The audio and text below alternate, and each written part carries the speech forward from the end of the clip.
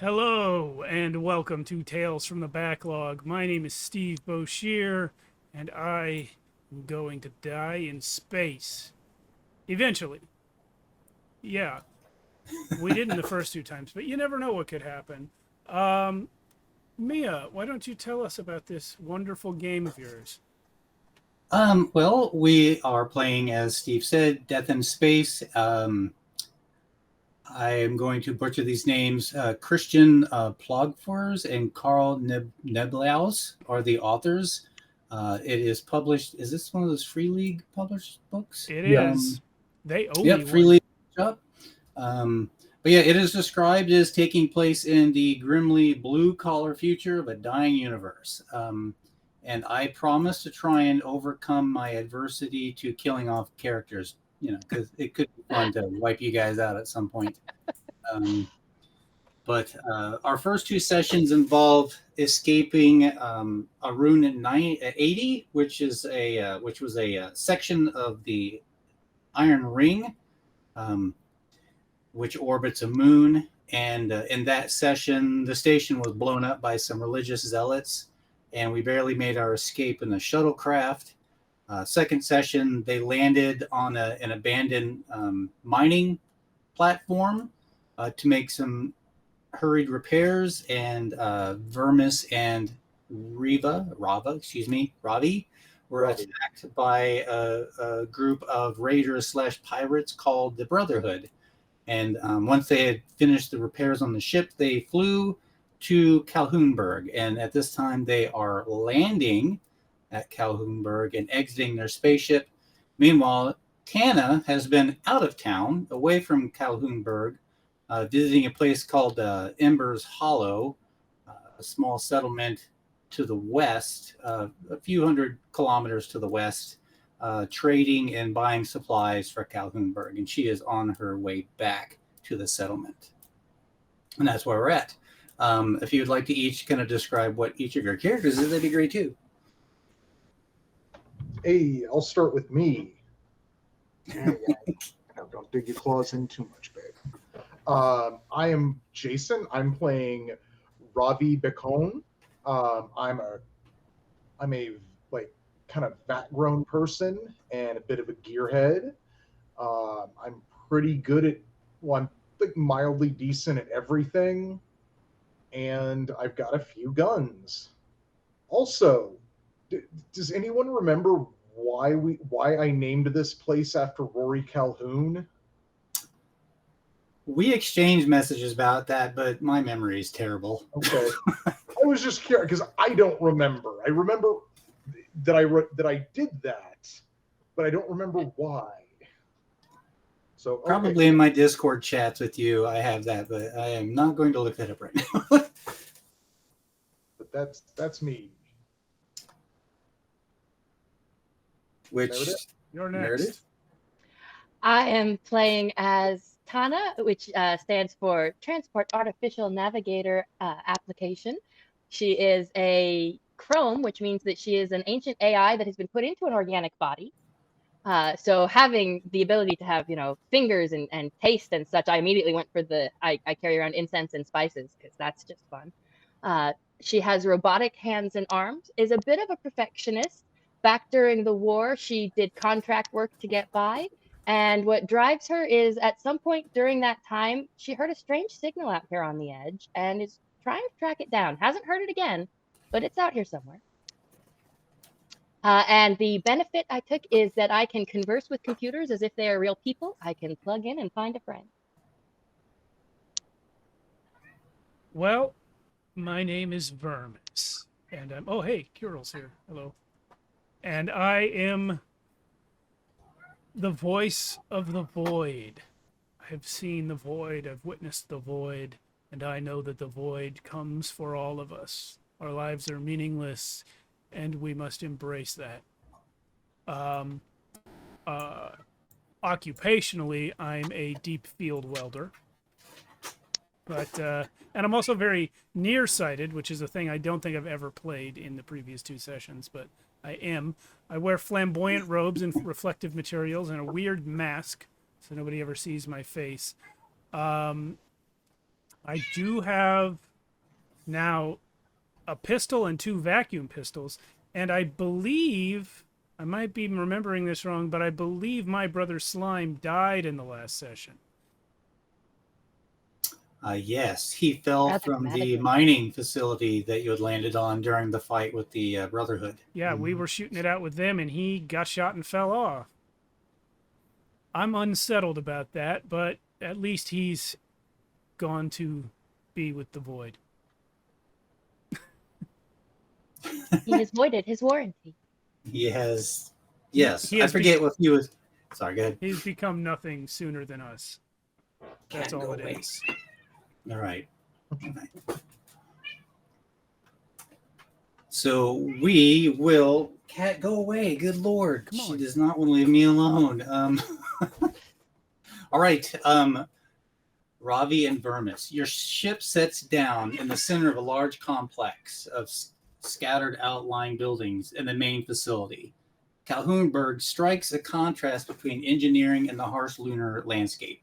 Rising high above the barren surface, the primary structure is built into a towering cliff face, weathered metal and concrete blending with the natural rock formation. Massive support beams extend from the cliff, wrapping around the facility's outer shell, holding it in place against the relentless winds. The multi-level structure and its windows, though dusty and cracked, reveal dim, glowing interior lights. Its walls bear the marks of lunar storms and years of neglect. A few flickering emergency lights guide the way towards the exterior. Several flies are buzzing, zigzagging about in the wind.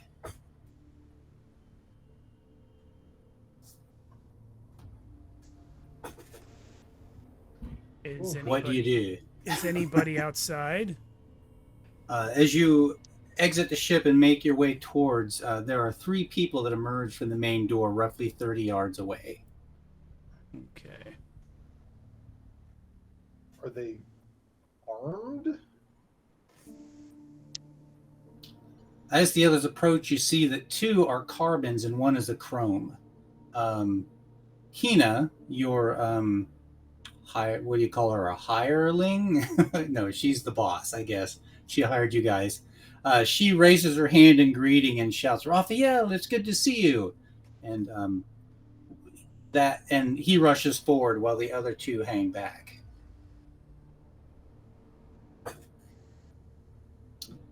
I will get off the ship behind her, but not necessarily go up and meet anybody.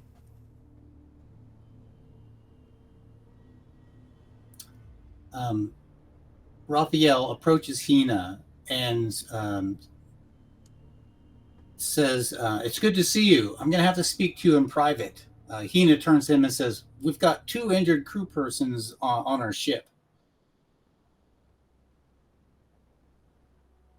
Raphael replies, "I'll get someone to bring them in."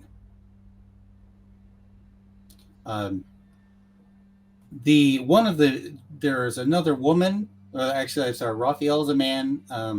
There's a woman that follows up behind him. Raphael is wearing a dirty blue coverall, and the woman that comes up behind him has short cropped blonde hair, wearing thick glasses and clutching to a data pad. She's like, Hina's like, come on, gentlemen, let's introduce each other here. Raphael, this is Vermis and Ravi.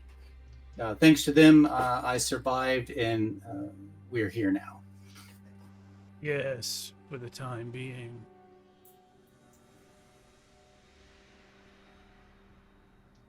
Raphael looks to you, is like, you're one of those, I see. As are you, as are we all. Raphael steps forward and takes Ravi's hand and shakes it. You, sir. It's nice to meet you. Yeah, I feel like I just introduced myself, but, yeah, it's nice to meet you too. And you. The other gentleman she introduces you to is Rick Casker. He comes forward. He's like swatting at the flies that are buzzing around. It's like, nice to meet you, gentlemen. He is armed. He's got a grungy shirt, covered with excuse me, his grungy shirt is covered with a well-pocketed vest, and his utility belt hangs loosely around his waist. His other hand rests on a pistol at his hip. Hello. Nice to meet you, sir. Come this way. Raphael turns to Kari Canero, his chrome assistant, and asks her to take you to see Dr. Blark in the command center so that he can give you a tour of the facility. Yes, we were living on a space station, but a good chunk of it exploded, so in order to delay our oneness with the void, we have come here. Raphael turns to you when he hears you say that it exploded. He's like, oh, well, that will explain why we lost our uplink about 24 hours ago. Mia, if I'm not mistaken, the whole station didn't explode, right? Just a huge chunk of it. Just the Rune 80 section, yeah. The ring part we is, were on. yeah. The ring is like really massive, yeah. Okay. Yes, it's most likely the explosion had something to do with that. Well, we'll have to see about realigning our dish so we can get connected to some telemetry again coming down. But please allow Kari to take you to meet Dr. Blark, who will give you a tour. I must step away with Hina and have a conversation with her in private. Excellent. Let's talk to this Dr. Blart guy. Hina, do not plot our deaths too quickly. There are things I must do still. She turns back to look at you and says, not to worry, Vermis. You'll be safe here. You saved my life. I will do all that I can to preserve yours. I bet you said the same to my brother Slime. But you cannot keep such a promise, for the void claims all. Oh, this is true. This is true. Rick Castor moves off in a different direction. He departs to approach one of the ramshackle buildings that lies on the outskirts of the compound. Kari takes you inside, and as you traverse the dusty, cobweb-filled hallways connecting the interior sections, you see that the walls are constructed of sturdy metal panels and reinforced concrete that bear the scars of time and neglect. The emergency lights intermittently cast dim pools of illumination. As you follow them, you come to a flight of steel stairs and begin the climb upwards.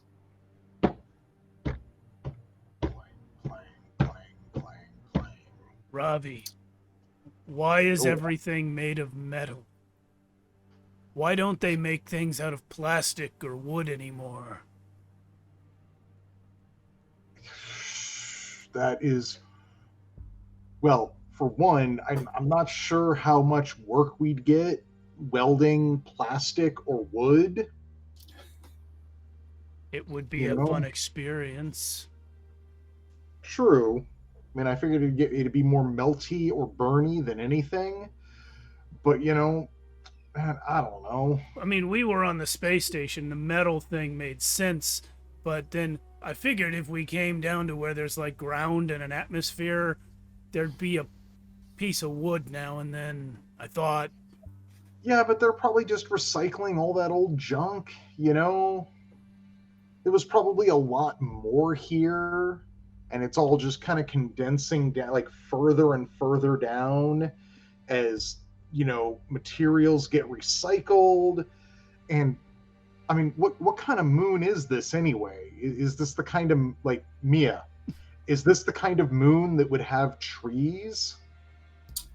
This moon has been basically laid waste to as the center of the mining for the crystals that powered humanity's expansion into space and across the galaxy. So at some point there were trees. Yeah, and ultimately they broke the universe by overusing said crystals, thus the creation of the void. The magic crystal, the magic elements, which are always crystals. Yes. Yes. Dilithium Yeah. crystals and kyber crystals. As you plod your way up the stairs, a door opens up to the side of the stairwell, and another gentleman comes out. Oh, hey, how are you? My name's Carmine. It's nice to meet you. Who are you guys? I'm Ravi. I'm Vermis. Oh, gosh, it's really nice to see you. He's a punk. He's got like spiky hair and a thick collar covered with spikes. And he's like, well, crap. I'm just on my way up to relieve Dr. Blark from his comm duty. Where are you guys off to? What's going on? We're coming up to meet Dr. Blart. Oh. Is he a mall cop?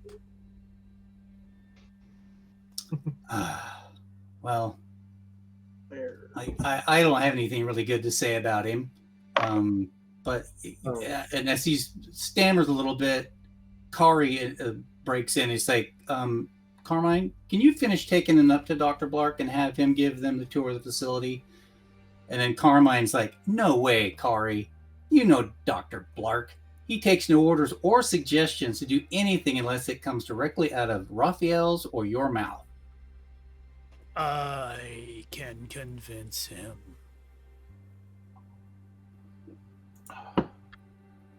And you continue up the stairs. Any other conversations with Carmine? He's like, you guys, you just flew in? I saw you come in. I was standing watching in one of the observation decks. Yes, we arrived on your planet and were immediately attacked. My brother was killed. Our ship was damaged. Now we live here, apparently. Oh, your brother died. I'm so sorry to hear that. Oh, my goodness. Gracious. You didn't lose anybody, did you, Robbie? Eh? Eh? I probably lost some people up on the Iron Ring, but Yes, we also had 2 other companions on our ship that I haven't heard a peep from in days. it almost seems like months. It seems like they just ceased to exist for some reason. Oh, well. But I'm trying not to think about that too much right now. No, not at all. Well, anyway, yeah, come with me. I guess Dr. Blark will give you the tour starting in the command module. Come on. And he like hurriedly jogs up the stairs. You've already plodded up about 3 floors. Your legs might be feeling a little tired. Yeah, probably. I mean, I'm not really used to this gravity so much. Everything is tired all the time. Existence is tiring. We are born, and we get more and more tired until we stop being tired altogether. True that. You 2 and Kari continue up the stairs. Her name is spelled Khari, by the way, if you're taking notes. And we're going to cut away. Tana, you and Tori are about 30 minutes from Calhounburg. Tori turns to you as you're driving. Tana is like, we got such a better deal for supplies than I had anticipated. Isn't that great? Indeed, we were very successful. Everyone should Yeah. be very excited upon our return. Absolutely. We traded and we're coming back with stuff to spare. Gosh, this is going to be great. I can't wait to get back and like cook up some of the food we got. And I managed to find playing cards. I imagine there are games that we can get everyone to play with us. We will have lots to do now. Oh, that's good. Because, what was his? Torn's deck of cards, they're a little worn, a little torn. You know what I'm saying? I have, in fact, noticed that some of that might be intentional. There appears to be a marking system upon his cards. Oh, not to worry. These cards do not have that. Oh, well, that might explain why he's been winning the hands of poker we've been playing. It did seem to be lessening everyone's enjoyment. But not to worry. I have found a new deck. Ah, gracious. She hold on. Let me try and call the station and let them know we're on our way. We should be within range at this point. And she keys the communications and she's like, I'm only getting static. There must be some charged particles in the air, in excess of charged particles in the air today. That's strange. Our estimated arrival is approximately 20 minutes. Ah, that should be good. And like, as she's like turned looking at you, you see her eyes drift off and to the left of where you're looking straight ahead, and she points like, "Uh-oh!" And you turn and you see a vehicle come over a low rise on the landscape to the left of your path home. Oh You dear. recognize it as a two-person moonhopper, a small ATV that is nimble and quick. It appears we have visitors. Do you know if we were expecting visitors?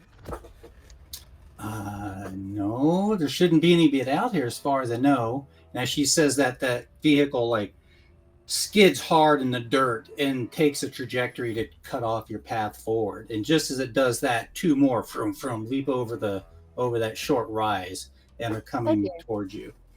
We appear to be on an intercept course. Suggestions? Let's get out of here. Understood.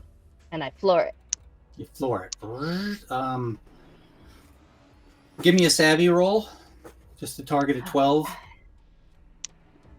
It is a 19 plus 2, That's 21. good. That's fine. Yeah, we're looking for at least a 12 or the book says every target is a 12, but I figure we can go as high as 14 and as low as 10 depending on situations. But that gives you a nice little bonus going forward. You floor it, and flooring the vehicle, you know that maintaining a high rate of speed will drain its power battery quicker. But as you move forward and they're about to cut you off, you do a bit of a swerve and they fall in behind you, and you're charging down the road. I would recommend you continue trying to get them on the radio so that we may let them know we are bringing company with us. She continues to try and put through the call. We'll jump back to, unless you have one thing to say, Meredith, or excuse me, keep looking in the wrong space. Tana, nothing more to add? Nope, focused on getting there ahead of the guys following. Okay. We arrive in the command center. As you enter the room, Vermis and Ravi, you notice a metal plaque on the wall marked with the letters CCM. Big letters CCM, and below that it says Calhoun Conglomerate Mining Station Number 7. After years of neglect, the command center has been revitalized. Some control panels and monitors still in disrepair, but a section of the room has been cleared and refurbished. The functioning monitors display vital data, and a new command console stands in the center, surrounded by chairs for the crew. That now serves as the focal point for the facility's restoration efforts. Sitting in the chair is a scruffy-haired gentleman wearing goggles, and he turns to look over his shoulder. Oh, hey. Hello. Yeah. Hey, Carmine told me you were coming.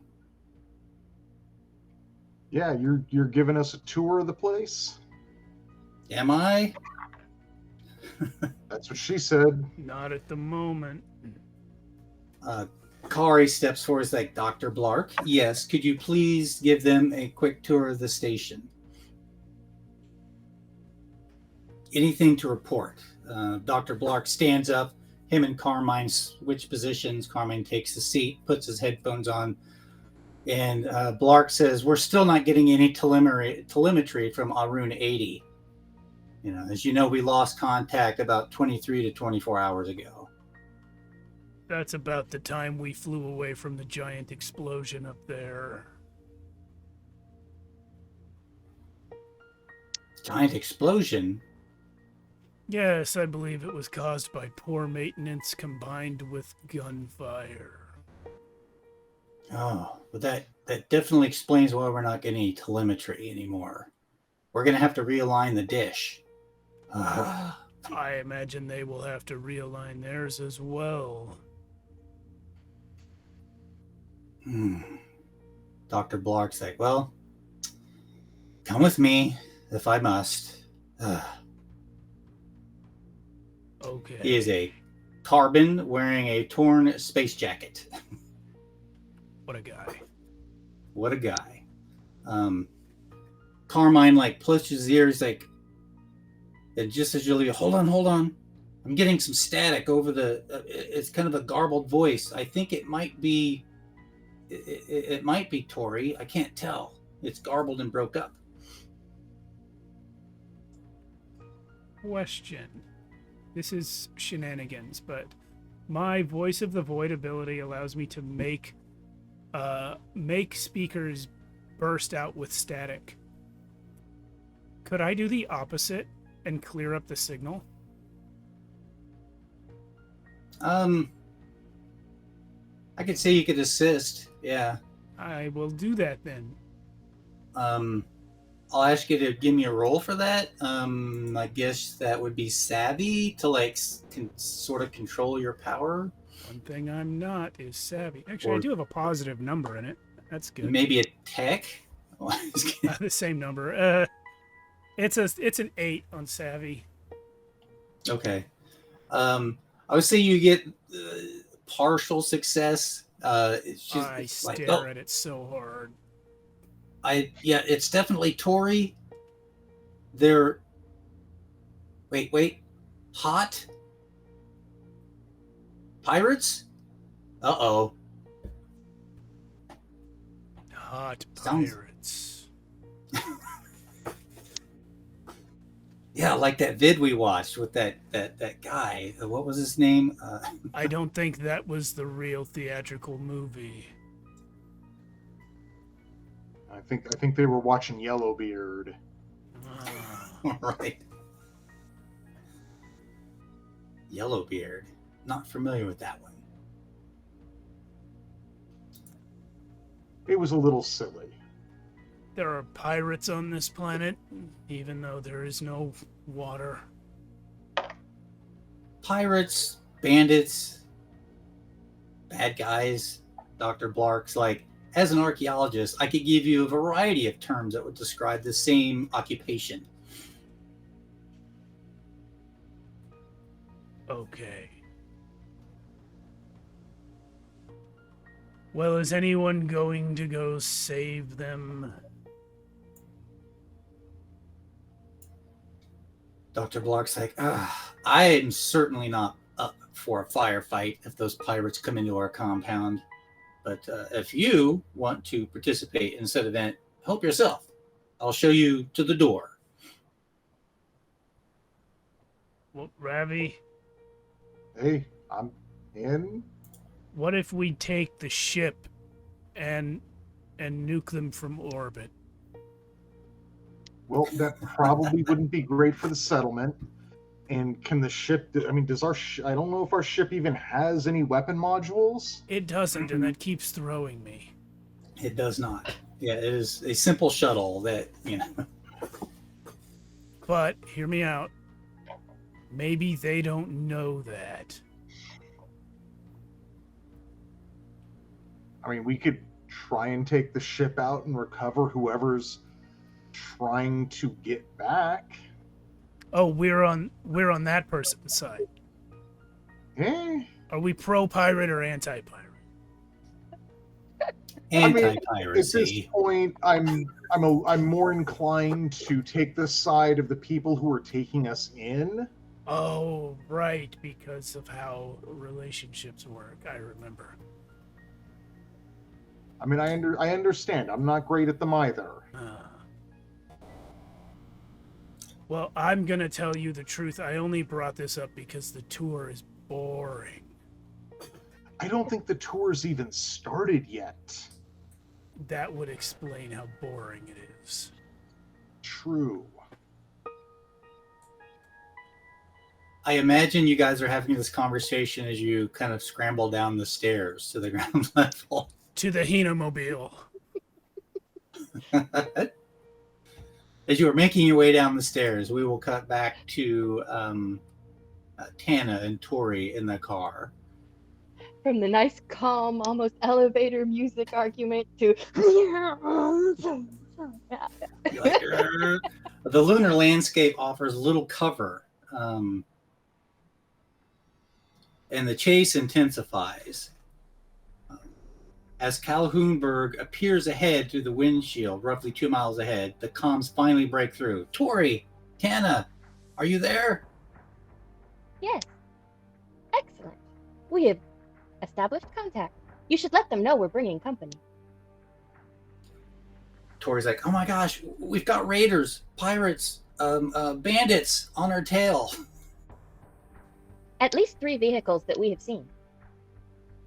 Absolutely. Oh my gosh. And she looks down, like taps on the energy gauge. She leans over and like taps on the energy gauge in front of you, and it's like really getting low. I do not know if we will quite make sorry. it to the walls. Oh, gracious. Hopefully we can.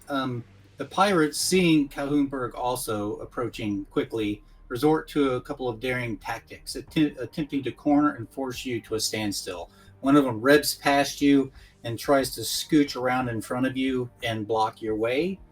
Give me another quick savvy check to avoid a collision. Ooh, 6. I'm going to smack into him. All right, 6 plus your stat was 2? No, it's 4 plus my savvy. Total. Oh, 6. okay. Yeah, you attempt to swerve and avoid the collision, but you just smash right into this vehicle. Tori, who is not wearing a seatbelt, who is not wearing a seatbelt, lurches to the side and smacks her head hard against the support for the cabin and slumps unconscious on the dashboard. Oh dear. That car spins off into the dust as you definitely outweigh it by quite a few pounds in this vehicle. But it has slowed you, and the other 2 have now circled around her trying to get in front of you again and stop you. All right, I'm going to reach out and grab the radio from her and let them know. Tori is no longer conscious, and I am now operating the vehicle alone. I do not believe I will reach the walls. Could someone please come out and meet me? I do believe we need the supplies I'm carrying. As you are speaking on the radio, you recall that near the facility there is a small cluster of rocks that you could maneuver your vehicle between, and forcing the pirates to fall in behind you. Excellent. I make for that. I will attempt to get them behind me. I will be there in approximately 45 seconds. Please prepare for my arrival. Give me a nice savvy check to adjust course. Here we go. Yes. Okay. 17 total. These are good rolls for this system, honestly. The fact that you're getting numbers with 2 digits in them. The last one was only 1 digit. Right, but it's uncommon. Tori's bleeding out. My experience with any of these is always single-digit rolls. Yeah. It is a good thing that you have an assistant now that is. So, That's the word I'm looking for. yeah, are we in the air yet? How close are we? You burst out the door and are sprinting across the open courtyard towards your ship. Oh, we are nowhere near there. Okay. Oh, real quick, Meredith, Yeah. did you mark a void point for that failed Yes. check? I did not think it. Ah. Yes, remember, void points. I have one now. And I So spend it before my roll in order to use it and to get advantage, correct? I have to announce it ahead of time? Mark. So, Tana, as you succeed in that maneuver, you maneuver between the rocks. You skate through nice and even. The way things are jostling about, you expected to maybe bonk into the rocks a bit, but you get a good trajectory on it. And those 2 fall behind you. And you, as you're driving towards the station, you see 2 figures jogging across the open courtyard towards a spacecraft sitting in near one of the buildings. Excellent. I try and make sure I don't hit them as I come screaming in their direction. You're still on your way there, Vermis and Ravi. As you're running, you hear this over the wind. You hear the roar of engines kind of an electric hum coming in your direction. So, can we see them yet? If you look in that direction, yes, you see the truck coming with 2 pirate cars in chase right behind it. Well, I guess they don't need to get picked up.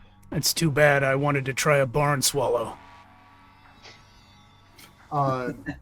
Ravi's gonna drop to a crouch and try and like pop a shot off at one of the pursuing raider vehicles. Okay. Around the courtyard are various like concrete barricades and piles of debris if you want to take cover at some point as well. That'd probably be a good thing to do at some point. How close am I to any of those? They're easy to get to before they will arrive. Yeah. Okay, yeah. Then I dash to one of like a bit of cover, drop down, take a quick aim, and just pop off a quick shot at one of the pursuing piratey type vessels. Alrighty, give me that. Tech check. Yeah, excuse me, dex check as I hiccup there. That is a 14. All right, good shot. And are you using a pistol, right? Which is a D6? Oh no, I'm using my compact rifle. Oh, okay, yeah, easy enough. Which I forget what that is. D8. A D8. Yeah. I will be using mine as well. Sorry, that one.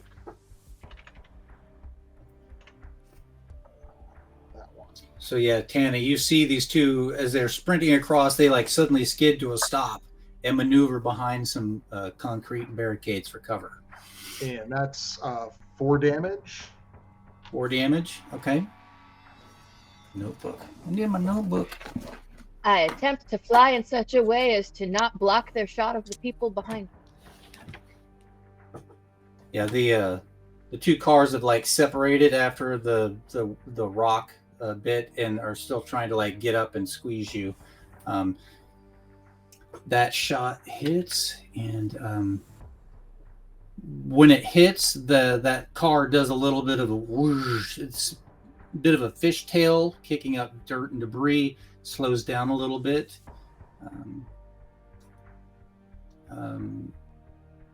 Vermis, you want to take a shot? Yes, As well? I will shoot at whichever one of them is closest to me in your mental image of the scene. I have rolled a 15 with my Okay. compact rifle. I imagine that being a compact rifle, it's like the Mass Effect things, just like we talked about on Thursday. You stick them to your back and they just collapse into little sticks, and then you pull them off again. Yeah. Yeah, so here goes my damage. That's an 8. Oh, nice. And it's probably the same one that Robbie shot. It kind of skids, and it was probably the closest because in relation to where they're at, yeah, it would be on the left side of the vehicle that Tana's driving, and the other one's kind of obscured slightly behind and to her right. So that's 12 total on that guy. It's like mid fish tail, dirt flying everywhere, and then your shot hits it like sideways, as it's slightly sideways, passes through the passenger window and hits the guy in that chair. He's still alive? Instantly killing him.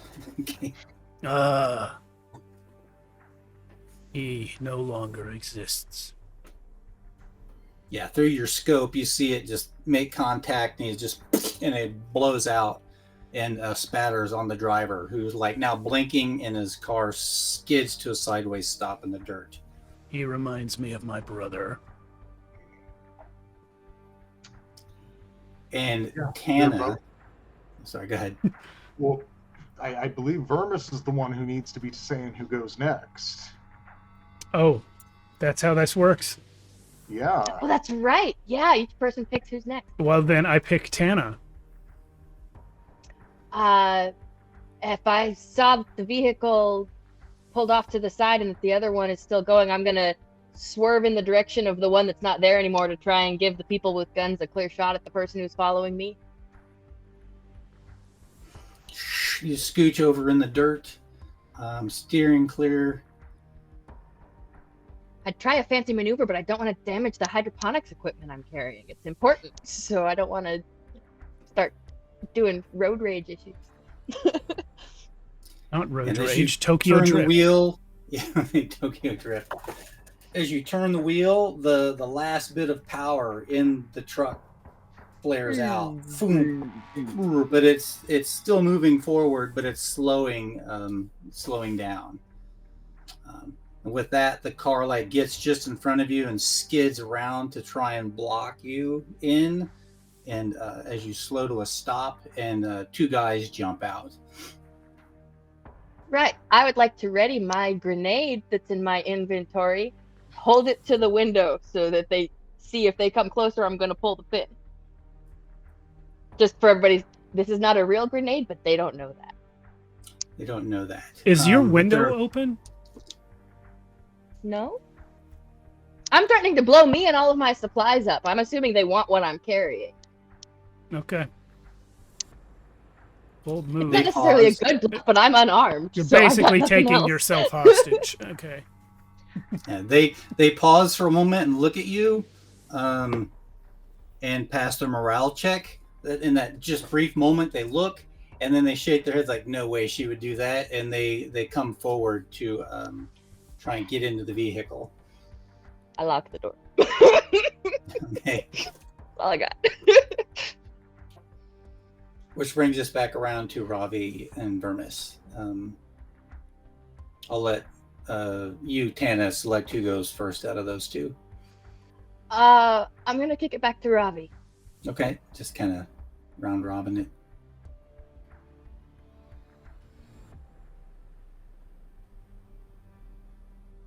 How Unless he has nothing. close are they to us? Probably like 50 yards. Maybe a little bit less.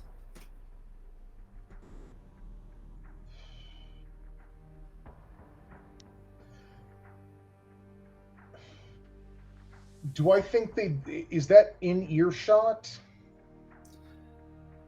In the prevailing heavy winds, it might be heard over the winds. I mean, if there's a lot of wind, then I'll just. What do each do either of these guys look distinctive? One of the guys is slightly bigger than the other. Basically, we're in like, I can imagine like a road warrior guy with like the football shoulder pads and a thick helmet on, and he's got like a big rifle in his hand, a shotgun actually. While the other guy is slightly smaller, wearing less obvious armor, but he's got a pistol in his hand.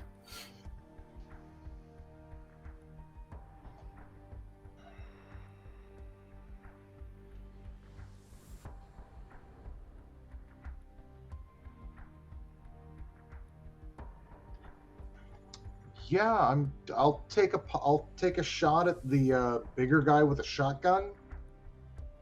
Okay. Got a DR of 13, just to say it out loud. So beat a 13. That's 6. That's a void point then. Hey. Yeah, the bullet rings out, bam, and it skips off of his shoulder pad. He kind of turns a little bit at the impact. He looks towards that shoulder where the bullet just bounced off and moves forward with his shotgun leveled at Tana Vermis. Do these guys have personal comms, like in their ears or in their helmets? I hadn't determined that. Let me roll a D100 and call it a high or low for me, Steve. Hi. That is a 52. So yes, they do have comms in their helmets. Well, they are now getting the voice of the void right in their ears. Screech! Suddenly you see them both like twitch hard and like grasp. The dude rips his helmet. He like reaches up with one hand and tears his helmet off, while the other guy is just like a dog going after a flea, like as he flicks the earpiece out of his ear, and they're both like standing there blinking, temporarily disoriented. You can hide from it for only so long. The void will swallow you all. I feel like I'm just walking out into the open now while I say that. The wisdom of the maneuver be damned. So you're just kind of like walking out. Are you holding your gun up, or do you have it like held in front of you? I believe I am now holding a gun in one hand and my trusty hover hammock in the other hand. You never With your know when one of ostentatious these robes things. flapping in the breeze. Yeah. My It's like flamboyant this little reflective- compact thing that you just flick open, and then like it's got this little hover pad on there. Yeah, well, Nice. I've tried on many occasions to use this for something that it was not intended to do, and it's never really worked, but I'm gonna keep trying.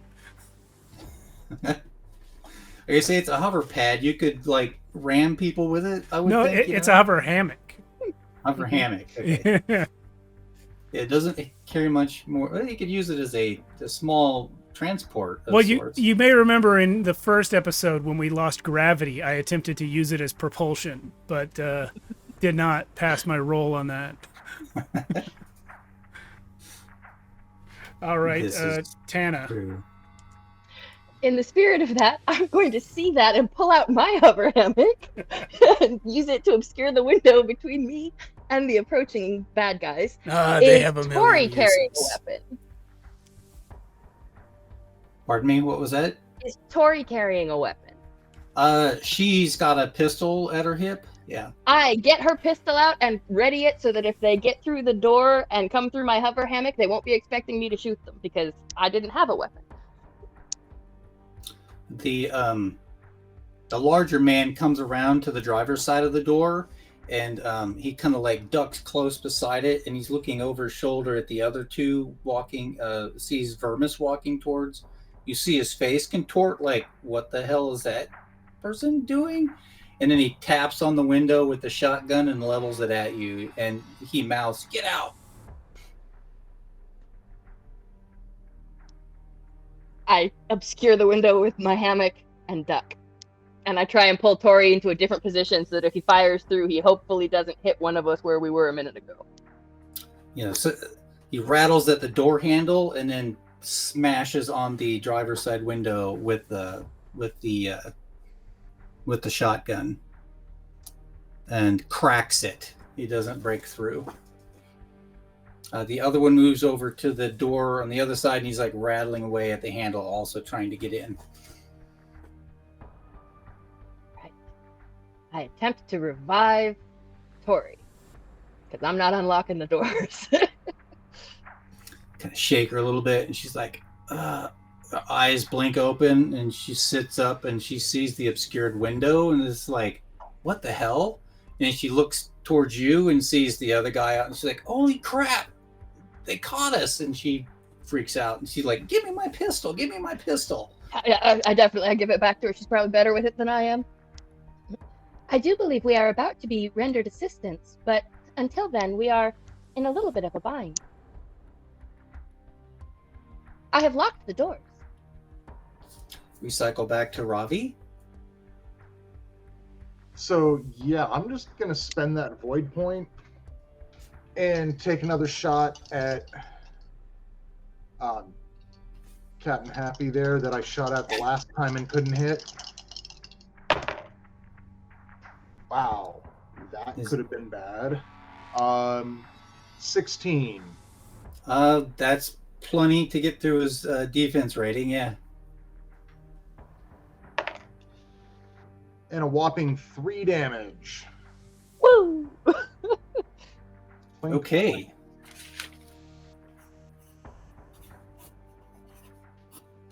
This time the bullet catches him in the shoulder, and he like spins in place and falls against the truck. Keep calling it a truck. I don't know, call it a mule or whatever. Vermis. Yeah, Vermis. Sorry, yeah, you say who's next, Robbie. Sorry. How far am I from the closest one at this point? You've walked roughly another 20, 30 feet. So you've about, say you had like half the distance between you and them. What was the Roughly. original distance? I was saying like 50 yards, but more Okay. like maybe 60 feet, 30 yards. Okay. Whatever. I can't do math this 30, time of night. 20 yards. You are within field goal distance. Yeah. How So you're hard? probably about 30 yards away, so you've closed about half the distance, yeah. I'm too damn nearsighted. Okay. I'm going to. I'm gonna continue. No, I'm gonna run towards the closest guy, and I'm gonna throw one of my 3 cans of spray paint, and when it's near him, I'm gonna shoot it. Nice. Okay. What do I have to hit to shoot my spray paint? Let's call that a...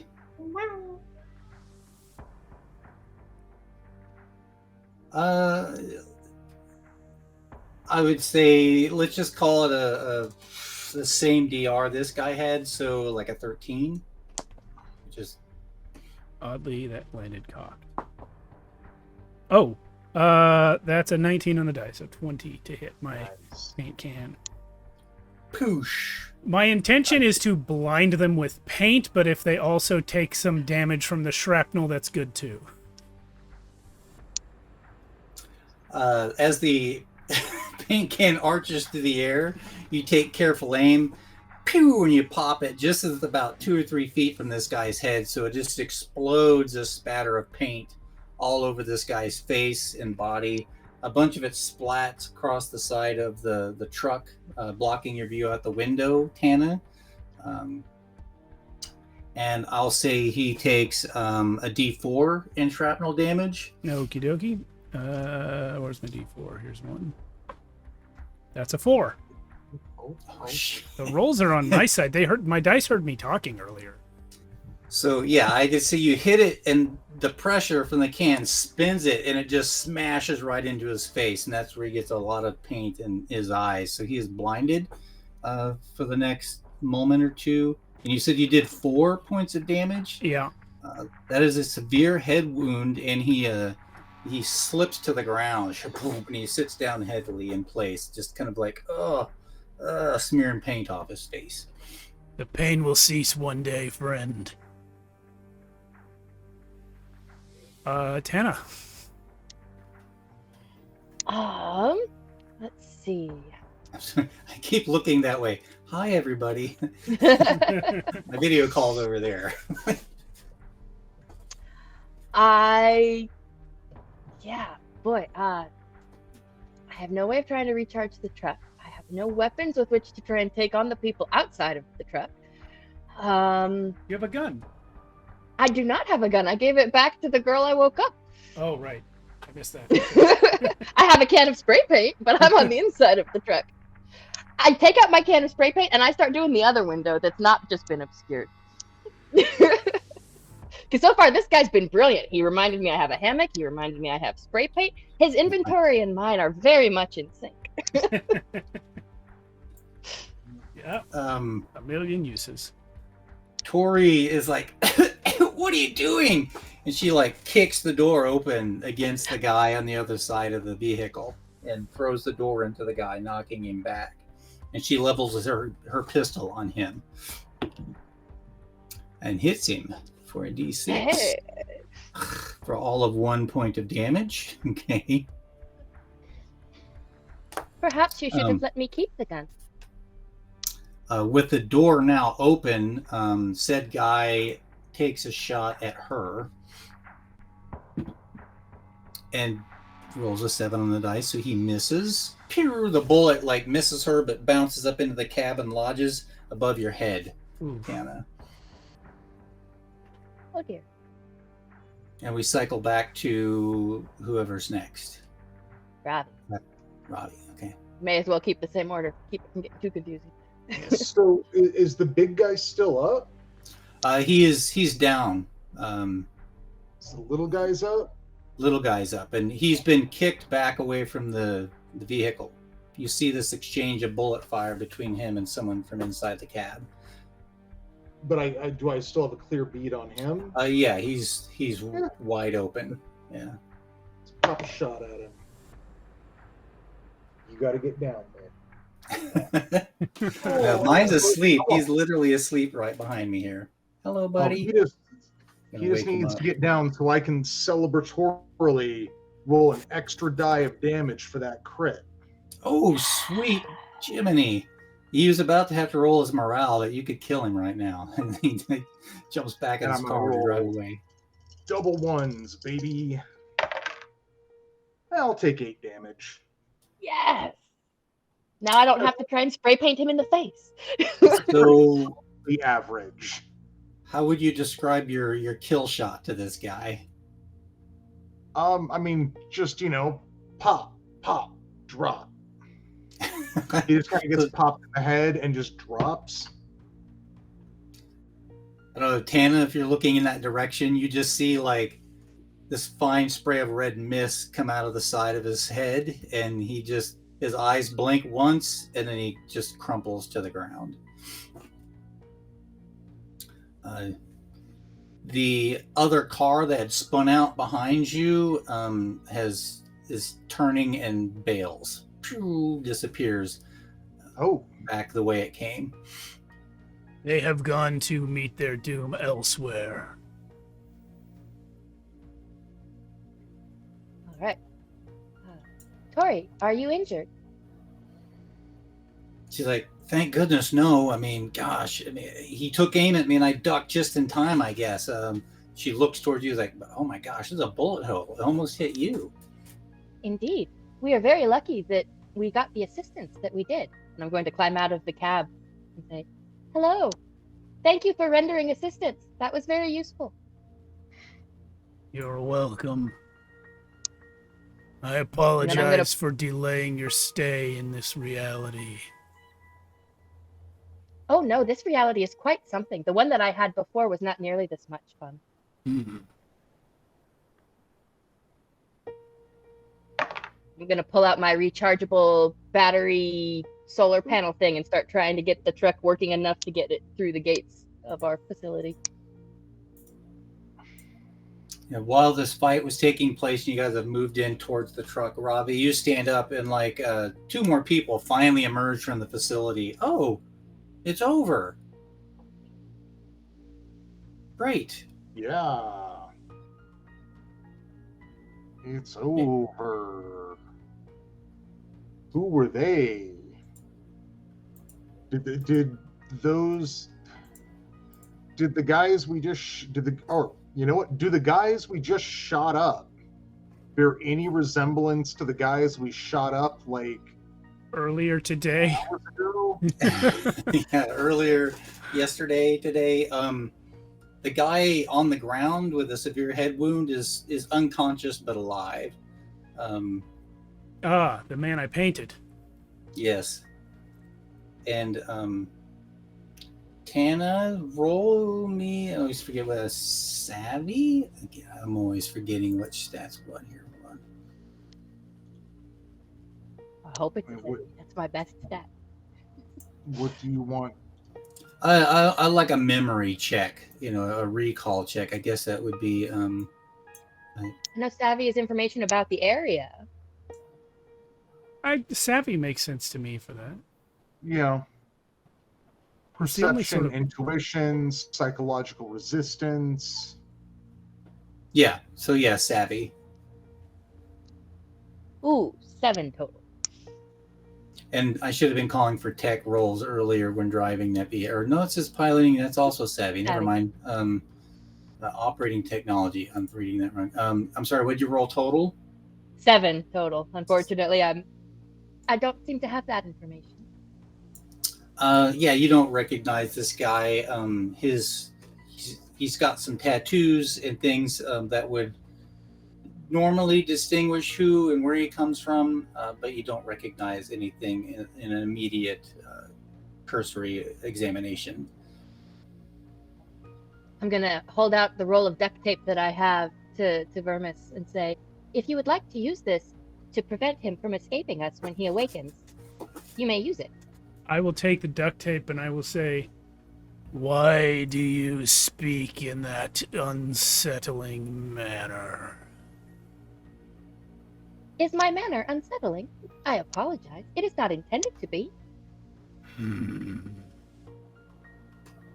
Would you prefer if I try to reset to this? I'm sorry, I cannot do that. I used to have more settings, but this is really the only voice I have. Okay. And then I will tape up the paint man. And also rob him. Well, between the two of them, one has a shotgun and the other has a pistol. I've already got... Yeah, I'm gonna check out that pistol, and I mean, I've got a. Does he have any extra reloads for that pistol? Yes, he's got probably about 20 bullets on him for the pistol. The shotgun guy's got like probably got like 9. I don't know how much a shotgun holds, like 9 in the shotgun itself, and then a bandolier of shells around his chest with like another 12. Hey, Vermis, I'll trade you these pistol bullets for that bandolier of shells. Okay, you already have a shotgun? Yes. Yeah. I've got like a knife, a pistol, a shotgun, a rifle. Yeah, As I see you guys carrying the weapons around, I'm going to walk over and say, considering that there is still a vehicle out there, I would like to have one of those, if you do not mind. Oh, yeah. They appear very useful. I will give you both of my vacuum pistols, because I have 3 pistols, a rifle, and a shotgun now. Oh. Well, do you want this pistol? I don't know the difference between the vacuum pistols and the regular pistols. There They're mechanically isn't one. Pistols. Yeah. You got like a I would pistol take the two that here, a match. pistol there, a shotgun there, like a pistol on my thigh. Yeah, Yeah. I just kind of like some reloads for my shotgun. Yeah, I'll give you the bandolier, and I'll keep the 9 that are already loaded.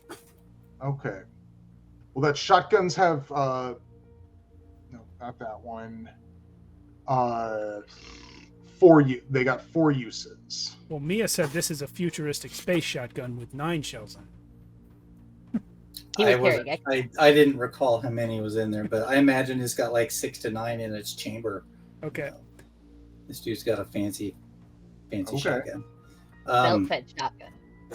The other crew people from the facility that come out rush to get a small cargo winch to lift the cargo off the back of the truck, and it's got a little electric motor, and they wheel it over to where you are, and they fasten and lift the cargo off the truck and wheel it away. In the meantime, you're able to jump start the truck, drain a bit of the battery from that car, Tana, and you can drive the truck the rest of the way in. Excellent. I put it back exactly where it's supposed to go and hook it up to charge. What was in your cargo? We were getting the supplies for making our hydroponics garden. We are going to be making our own fuel from algae. Really, Tori is the one you should speak to about that. She is our gardener. Are you a chrome? I am. How nice of you to notice. I'm gonna think that I'm whispering when I turn to Ravi. Chromes are unsettling to me. Taking a creature that is artificial and making it organic, it contradicts the law of entropy. So it goes. Actually, entropy is the process of something breaking down, and now that I am organic, I will break down much faster. So truly, I am more entropic now than I was before. That is comforting. You will die someday, just like the rest of us. Indeed.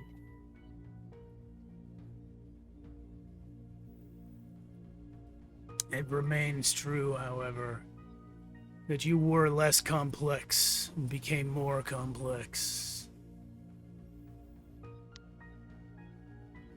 That is debatable, but I can no longer process at the level at which I used to, so I cannot debate appropriately as I used to. So I will agree. All comes to naught. Which is my way of saying we're done here. I do not unsettle you, Ravi, do I? Eh, you're fine. Excellent.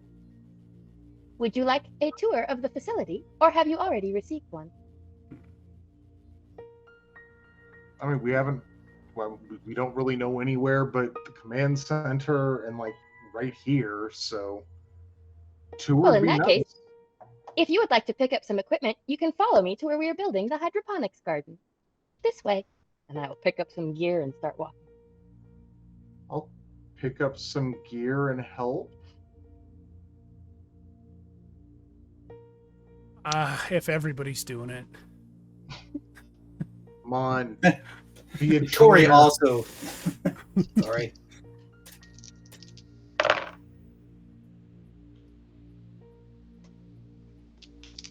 Are you rolling for something in particular, Ravi, or No. just rolling? Okay. Tori also grabs up some supplies. She's like, "Yeah, let's go." I can't wait to get down there. I'm sure Torn is just chomping at a bit to get to work on this stuff. And as you pass back into the facility, a couple of folks are like standing there talking. It's like, wow. And you overhear them like, we really need to get the dish realigned. Just before it went down, we were tracking a solar spot that was turning in our direction. A coronal mass ejection may be imminent, but we don't know until we get our telemetry back online. Here. Out of curiosity, neither of you gentlemen happen to be communication specialists or able to realign satellite dishes. Eh? I can reattach one that's broken off, but pointing it somewhere is someone else's job. There are union rules involved. Tori's head swivels like, there are no unions here anymore. We're an independent facility. Oh, that won't last. Well, I'm sure Raphael will have something to say about that if somebody tries to unionize this place. I'm Ravi sure and I Dr. can maybe Clark be wants put to. on waivers, but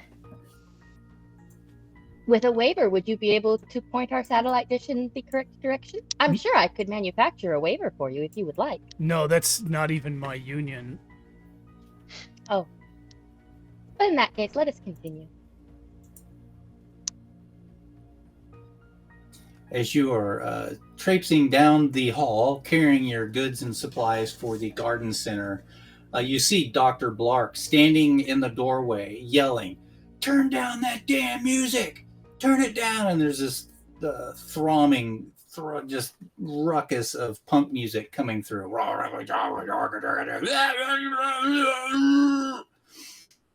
Tori gets a little excited and runs ahead. Pushes Dr. Blark out of the way and goes inside.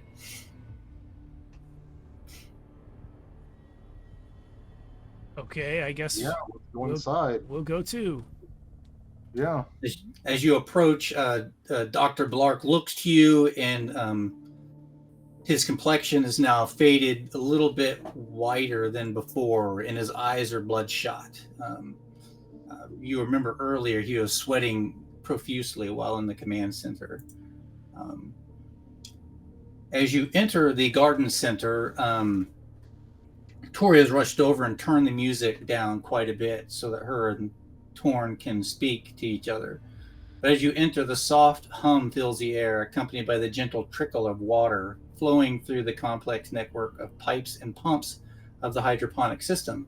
Vibrant plants bravely stretch upward towards the dim light. We have made much progress since our arrival here approximately 6 months ago. The plants are doing quite well. Plants. If you are giving all of your water and biological waste to the plants, what do you give to the machine that replicates biomatter for consumption?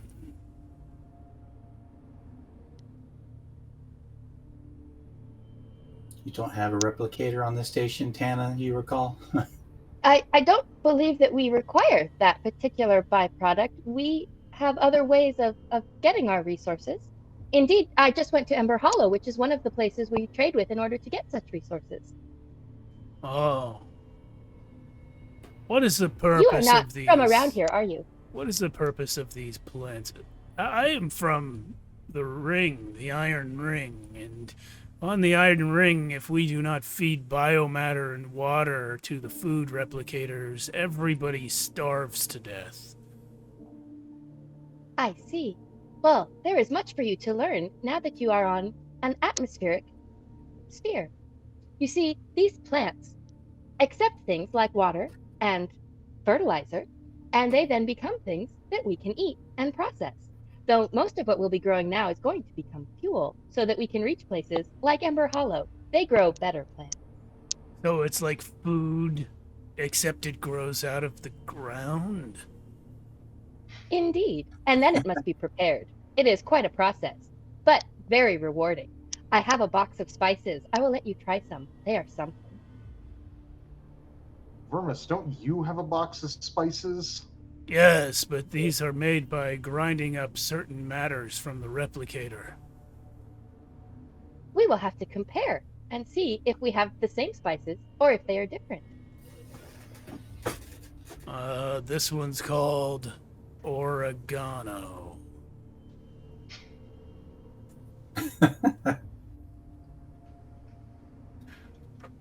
Ah, I see you have the Old Earth Italy pack. I have one labeled Flavors of Provence. Yes, well, I don't really know what to do with this. I mostly eat the gruel. Oh, well, the next time that we have a meal break, I will show you how to use this. It is very exciting. I did not used to be able to taste spices, and they are one of my favorite things. I do not enjoy things that are enjoyable. In that case, I can take your box of spices if you'd like. That is fine. Yep, Would you okay. like to see the just, rest of the complex? You just have my box of spices now for no reason. Tori kind of perks up a little bit. She's like, oregano? Oh, gosh, I can't wait to use some of that. Vermis, do you mind? I think I'll make us a fine meal this evening. Vermis enjoys Absolutely. bland, tasteless food produced by sludge machines in space. He doesn't know about plants and meat.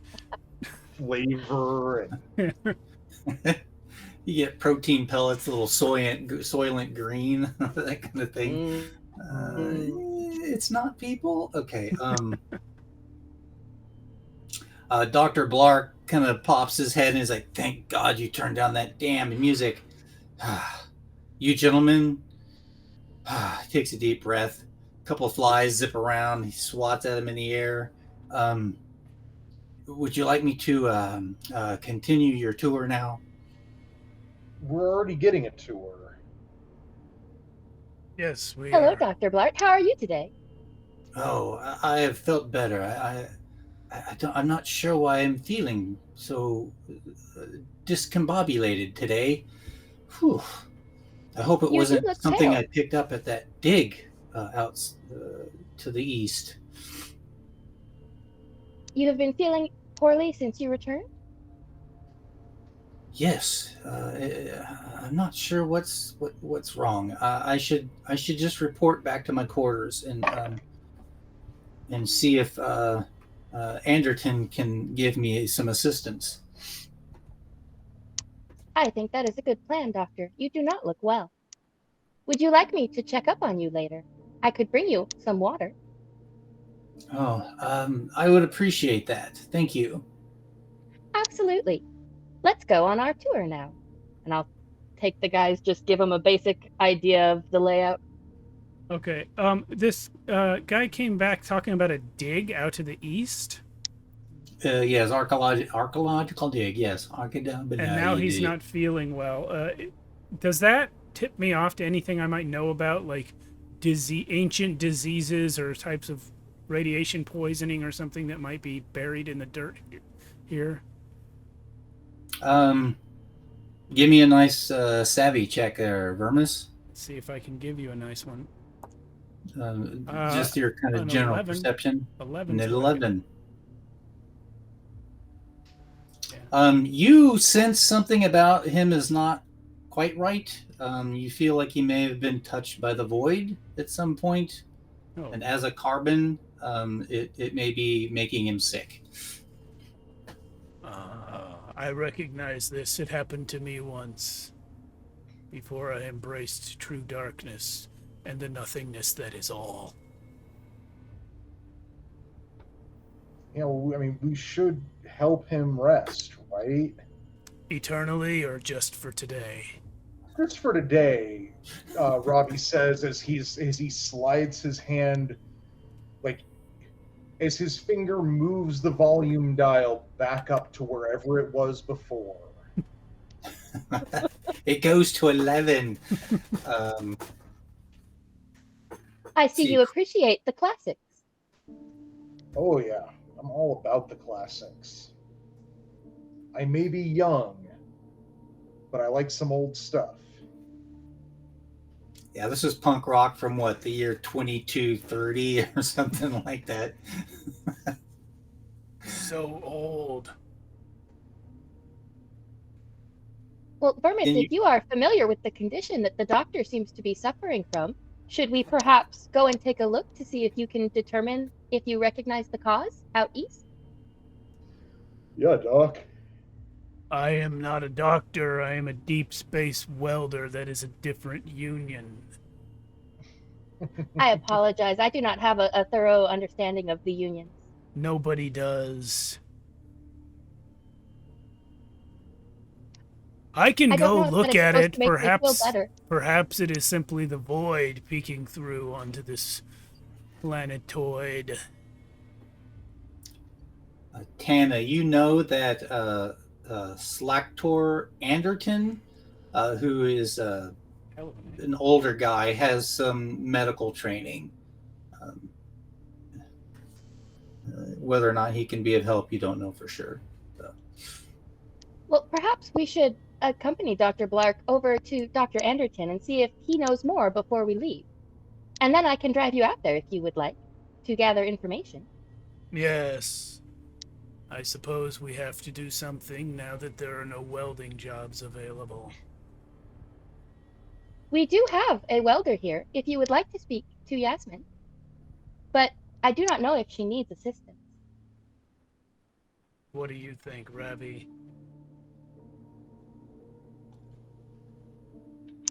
Hey, man, I think I'm feeling pretty open to whatever, man. Ravi's feeling...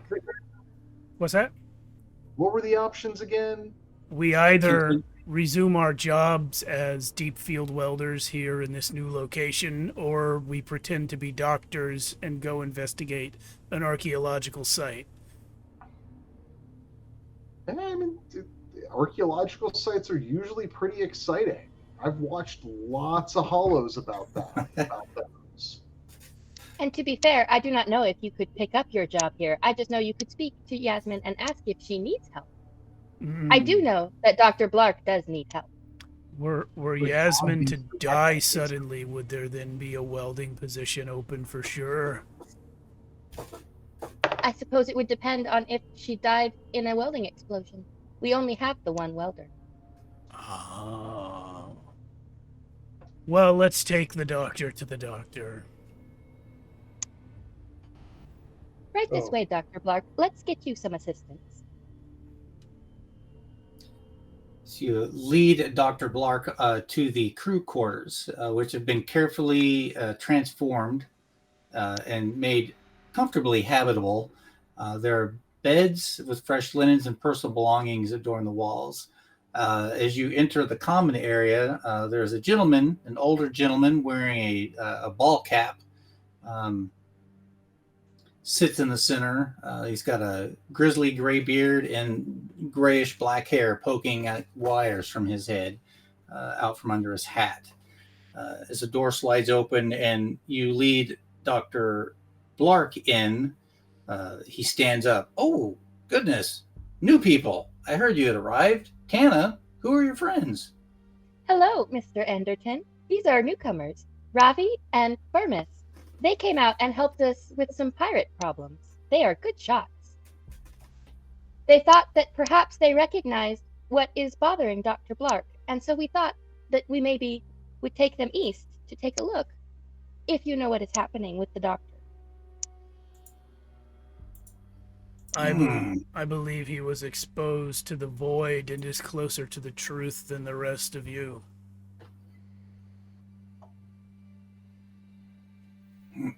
Dr. Blark leans over, coughs violently for a second. He stands up and he blinks his eyes, and basically the whites of his eyes have gone completely bloodshot. There's no white showing at all. Anderton's like, oh, gracious, let's get him into his room and lie him down and get him some water. If he's been void infected, we'll have to keep a close eye on him. This way, Dr. Blark, and I'll assist him over to his bed, get him laid down. Inside his room, there are broken bits of pottery, some old, rusted metallic tools, and a poster of that says something like Indiana Jones, Temple of the Lost Crystals, Episode 27. The old tattered poster that has been resin coated to protect it through the years. You lie him down. He's definitely running a fever. Anderton's like, I got it from here. You guys go ahead and do whatever else you're up to. I'll keep a close eye on him. And you, Vermis, you said you seem to be somebody that's connected to the void. Is there anything we can do to help him through this, or Kill him. I certainly don't want to do that. Then no. Okay, well, thanks for that advice, I think. It was nice meeting you. People always say that in a certain way. Dr. Blark, before we leave, do you happen to remember if there was a particular area that you were focusing on recently, so that we may begin our search there? The dig? And he passes out. I told you he doesn't wish to be awake and experience things any longer. Yeah, but He does we're look like still me. awake. So let's go let's go to this dig site and experience things. Can I sleep on the ride there? I don't know, can you? Absolutely. Okay. It should take us approximately 2 hours to arrive at the dig site. If you can fall asleep on the way, you are welcome to. Sounds like a plan. As you The are vehicle is this way. as you are making your way back out of the facility, over the PA system is like, Tana, please report to the command center. I suppose we should sign the vehicle out. If you gentlemen would follow me, the command center is this way. And I will lead them first to the command center. Okay. Takes a little while again to get to the command center. By this point, Ravi and Vermis, your legs are probably feeling pretty burnished, climbing so many darn stairs. As you enter the command center, Sitting at the console is our gentleman from earlier. Where did he go? Yeah, that guy. The That who guy. took us up there. Carmine Mitchell is sitting there. Kari is not there, but now Hina and Raphael are also standing there. And they turn and look to you, and it's like, Tana? Would I have met Hina before? You would not have, no. She came with Ravi and Vermis. Yes, hello. How can I be of assistance? Oh, yes.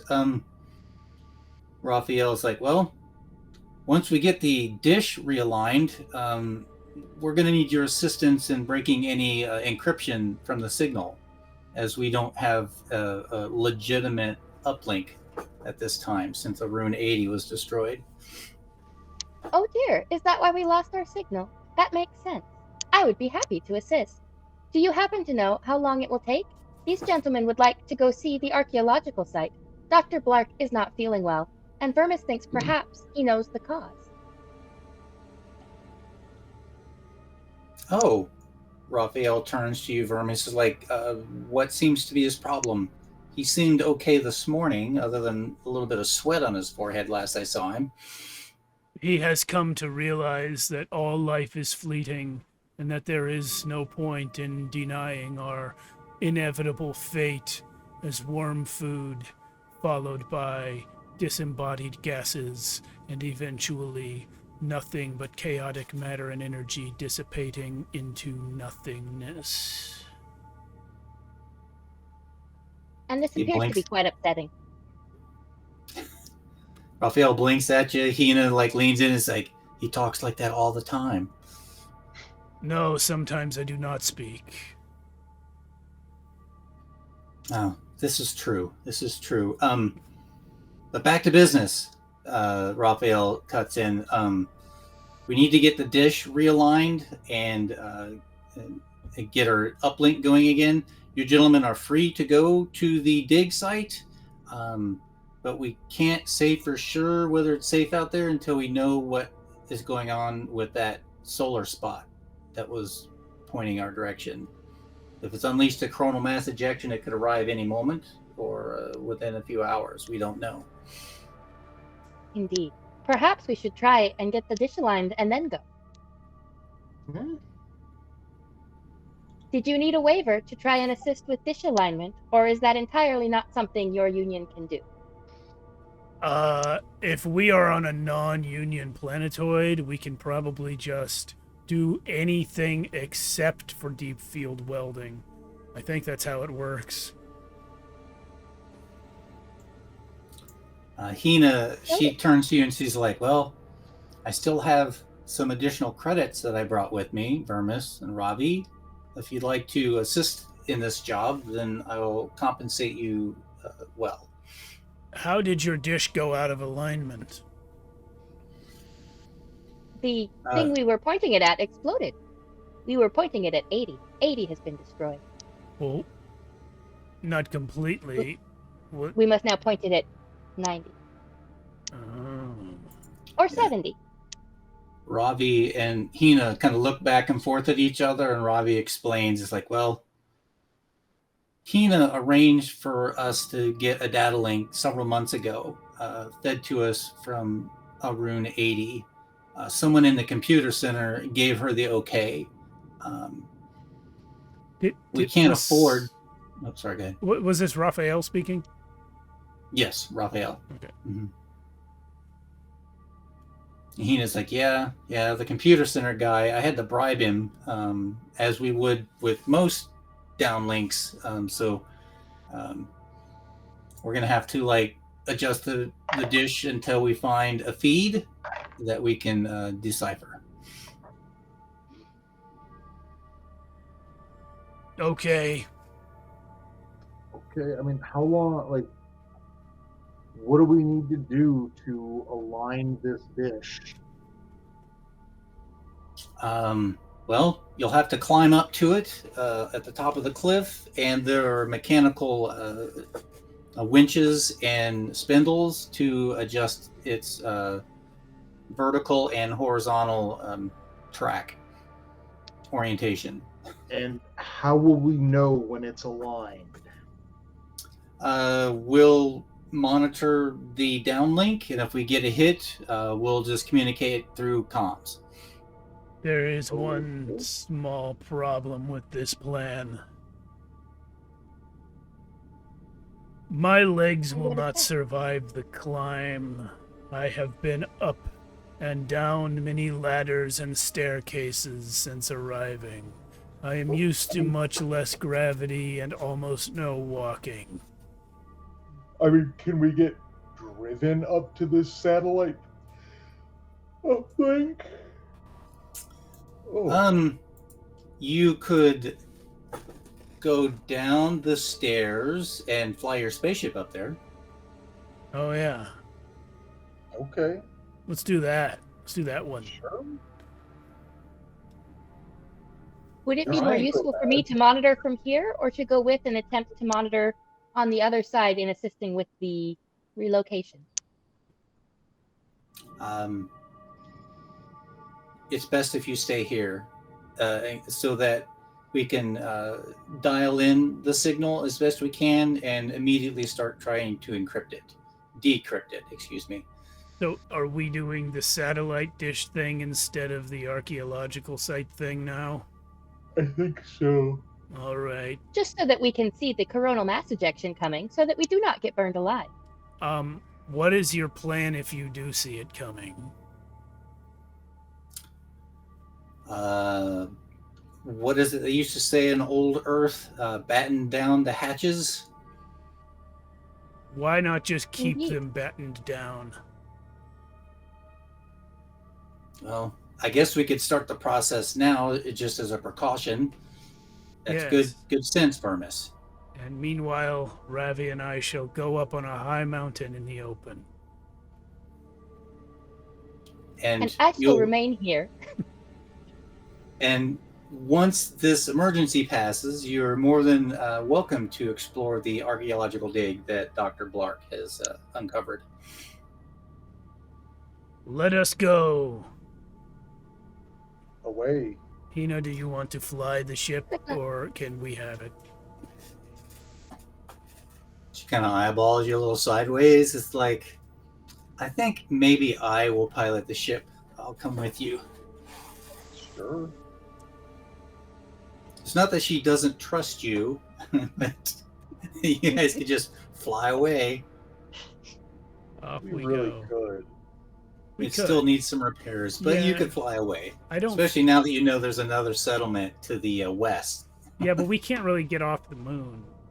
We can't. It's not in good enough shape to reach any other planetoids. Yeah, right? but we know there's a settlement to the west where we could maybe get it repaired. Yeah, that's true. Well, I don't mind going up to fix the satellite dish. Yeah, sounds good. Let's do it. So you guys make your way down to the ship and fly up to the dish and set down nearby. It is about halfway through the stream here. Do we want to take our break now, or is there something else we want to finish up before we go? Nope, a break now would be good. All right.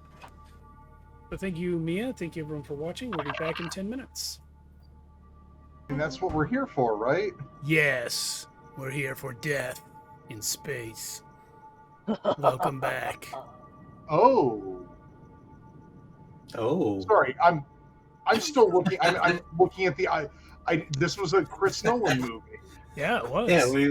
yeah. We brief discussion during the break. We got on a discussion of Yeah. Insomniac with Pacino and Robin Williams. I didn't realize it was a Chris Nolan movie either. I guess I'll have to go back and check that out. It is one. Yeah, It's a good I movie. think like the Okay. earliest Oh, one I yeah, remember we're- was was it Memento. Memento is Guy great. Pearce, with Guy Pearce. Yeah. I don't think I've seen that one either. Well, neither of them are in space, but there is a lot No. of death in Let's- both. Get into space. Even though, well, I guess we're on a moon that's more Slightly more space than being on a planet.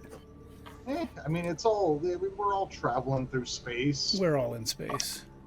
Yeah, and like every 20 days or so, the gas giant will eclipse the sun. So, and that lasts about a week. But right now you're on a sunny side. You are exposed to any coronal mass ejections that might head your way. The days here, as it slowly rotates, instead of like a 24-hour period for day to night cycle, it is a 27-hour cycle. That'll happen. Yeah. So you guys safely land as you come up out of the basically the shelter of this cliff. The wind rocks the ship a little bit to the side, and Hina sets it down near the satellite dish and opens the rear hatch for you to exit out onto this high space. The wind is buffeting hard. You may want to wear a breather up here, as there's a lot of debris getting pushed around in the wind at this time. We have those on the ship. Yeah, just like like a M9, whatever those kind of masks are with the little filters on the side. Bane mask. Let's go. As you make your way over to the satellite dish, upon a quick inspection, you notice that the support structure is relatively solid. The alignment controls that are mechanical parts are covered in rust and appear that they will resist turning. The wind gusts buffet you, sand and minute particles of rust pelt you. You may both start cranking on the handles. I shall crank. Yeah, let's crank these handles, baby. One of you will crank for like a horizontal movement, and another will crank for the up and down vertical movement. So let's just do one roll each to get that initial crust broke off and get rolling. A body check from both of you, please. Oh, that's not what I do. 18. 2. I told you. Vermis, you're like, and it's just not budging. Well, Robbie gets a good turn on it. Who is turning which direction? I'm sorry, who's got which I'm control? doing horizontal. You're doing horizontal. Vertical. Because it's already kind of like pointed up towards the ring. You can see the ring above you in the nights or in the daytime sky. It's just that big and bright. I did not realize that. It's like it looks like a thin line that just crosses the sky up there. You know, about as thick as, like, if you look to the sky, you see like a pencil like up there. You know. But you were doing horizontal. I thought I was doing horizontal. This is the problem. Well, do you want to trade? No, let me try again. Can I try again? Yeah, absolutely. Eventually, you could crack it. Yeah, I got a nat 20 the second time. Yeah, see, I just thought that I was turning it the wrong way. I'm embarrassed. Oh, were you trying to turn it horizontal, but you needed to turn it vertical? That's correct. Yes. So in the command center, Tana, you're looking at like there's like a digital readout that shows like the angle that it's in and its horizontal movement, like a 360, and then like what would you say, like 180 degrees that would go back and forth in its vertical climb. And as they're adjusting it, if you want to give them specific instructions, like, hey, you turn this that way, this one that way, I guess you would want to give me a tech check to have a good understanding of what direction they need to turn it in. Ooh, I got an 18 plus 1, 19. Okay. From your prior experience, when they were initially aligning this dish, you know that there was another signal slightly to the right and up a tiny little bit. So somebody If you has would to make crank the hand. 3 Yeah, sorry, go ahead. horizontal turns and 2 vertical turns, you should be pointed in the approximate direction of the next signal. Yeah. As you're Processing. listening over the headset, Tana, you hear this. At first, it's like a bit of a garbled static, and then you kind of get that like an old modem sound, that kind of tone coming in. It's not quite in focus, so need a minute adjustment to each direction. If you could shift back half a turn on the horizontal and go another quarter turn vertically.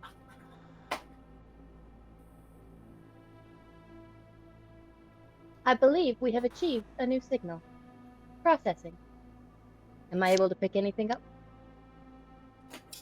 Yes, the signal is coming through, but it is scrambled. It's encrypted. You'll have to break the encryption. Vermis and Ravi, job well done. So, Success. Yay. are we going to die now?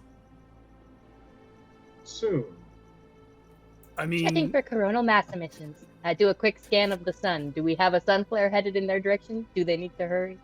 We'll need you to do a roll here in a moment to decrypt.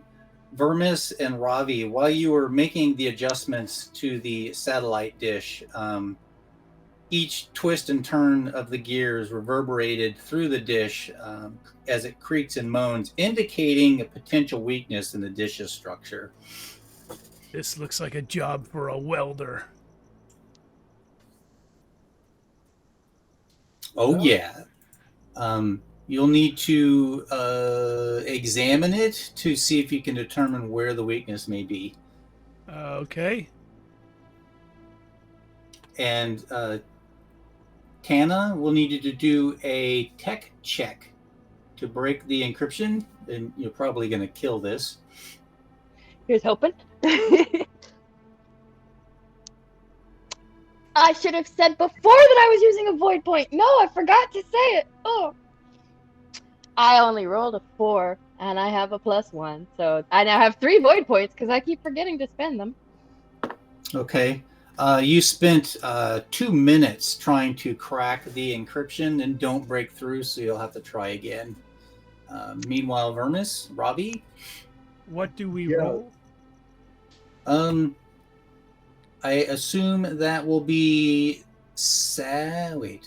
understanding and operating technology, savvy as perception, and intuition to Okay. examine your Makes sense. So are we potential rolling repair. tech? Well, we're just looking for the weak spot right now. Yeah. So, yeah, I could see either one, but I think it's savvy, right? It is savvy, yeah. Mm-hmm.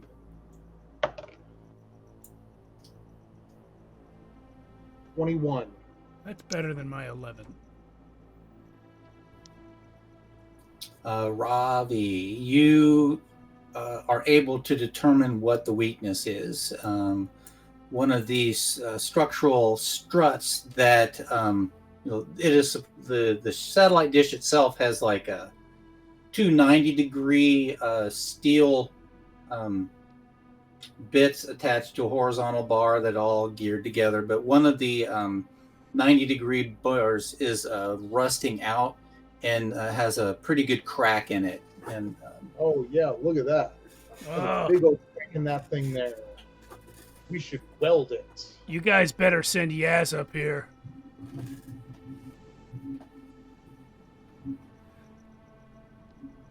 Do you not yes, have the equipment that you need? Is Oh, I forgot. You are not allowed to do that. Non-union it- plan. no, we actually also Yaz, don't the have the command equipment. center, please. Isn't Yeah. Oh. Yaz or Yazzie the name of the welder? Yes.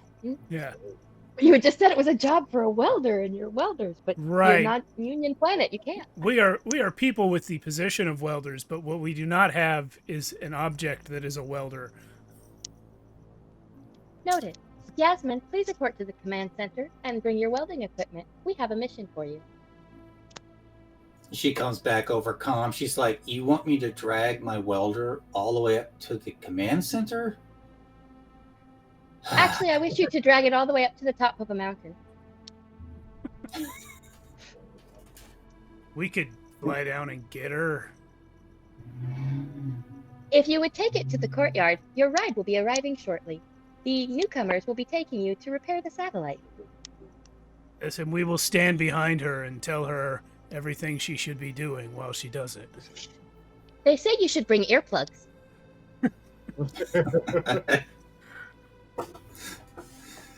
So Hina's going to fly down and pick her up. That's going to take several minutes. Tana, you'll want to give another go at the... I'm going to spend a void point, and I'm saying it before I roll. Okay. Yes! 18 plus 1. 19. Okay. Cool. And it takes 3 minutes to finish the decryption of the signal. Vermis and Ravi are like mid-flight, coming down to land in the courtyard as you decipher the encryption. And data starts flowing into the screens, and you see that and you do a quick search through the history and see that the coronal mass ejection did launch and is heading towards the moon. And just for funsies, Tana, can you roll a d6? Am I looking for high or low? I thought I shouldn't know. Let's see. 4. Cool. So that's when you spend a void point. After you spend it, you make a d6 check to check for void corruption. And I thought I only had to do that if the roll failed.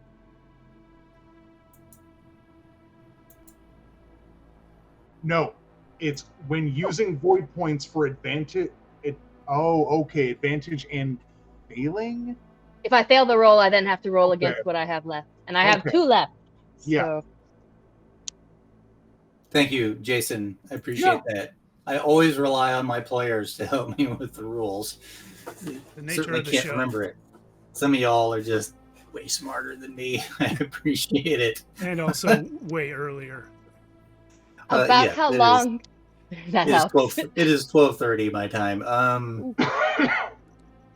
About how long do they have before the coronal mass eruption is going to reach them? The mass ejection, as you give me another tech as you work through the data. Just give me another. Spend another void determine point. what exactly going on. This seems important. But as you're searching through the telemetry to read up on the coronal mass ejection, what and when it is expected to hit, you also discover something else. But what did you roll in your 15 total? 15? All right. You see that the coronal mass ejection, based on the telemetry coming down from the ring, has hit the gas giant and gets kind of caught in its gravitational field, and like light passing through a prism. It is not a direct hit. It's broke out and spread out into a cone as it hits the moon, and it has generated a massive storm coming in from the northeast. And you're reading winds in excess of 150 miles an hour. Attention, there is a large coronal mass storm approaching our location from the northeast. Attention, get inside immediately. This is not a test. Attention, please get inside. Great day to go for a flight in our ship, don't you think? Oh, definitely. Come on, Yasmin, please do not take the welding equipment outside. Situation you live for, Vermis. I had a moment to finish with that. I apologize. You determined that the storm is not going to arrive for about 2.5 hours. Apologies. My calculations were slightly incorrect. You actually have 2.5 hours, not 2.5 minutes. Perhaps we should. Sorry, Meredith. Perhaps we should weld the dish before the storm arrives, just to be awesome. um, Well, I mean, do we want to risk the repair time on it? Can we say that we got pictures of it? yeah, and it will be, you realize the fix is only going to take maybe like 15 to 20 minutes once you get the supplies up there. Also realizing that winds and that excess with the damage would probably tear the dish right off its hinges, so to speak. So it's not worth To repairing? quote the old Earth term, a stitch in time saves 9. If we can repair it before the storm hits, we will still have a satellite dish when the storm is over. If we do not, we will lose communications. I thought it was going to get torn off its hinges anyway. If you don't fix it, Oh. it's very likely it will. A fix may prevent it from being ripped off. All right, let's do it. You land and the back of the thing opens. In comes, what was their name again? Ravi? Yasmin? Yasmin? Ro- Yasmin boards Robbie's with Jason. yeah, my bad. I apologize. Anyway, she comes, she drags the welding equipment on board and like quickly hurries. She's like, quick, we got to load up some of the metal pieces to repair. And there's like a large pile of like iron slabs in I-beam form and H-beam form about 30 feet away. And there's already a cargo loader sitting there waiting to be loaded. Let's load. Yeah. That's going to take just a few minutes to do. Don't let the unions find out.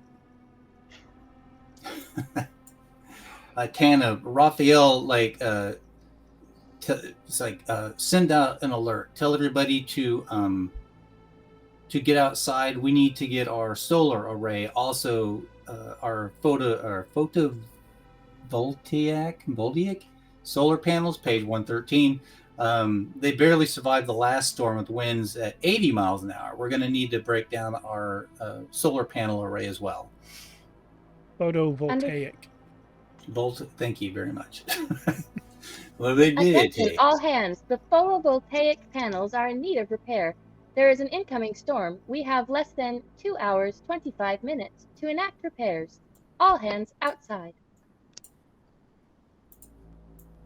Right. People start scrambling around the station. You guys get everything loaded up onto the ship and are on your way back up to do the repairs. And then pirates? No pirates. All right. No hot pirate. Welding no it is. I did want to see the hot pirates. There was no art.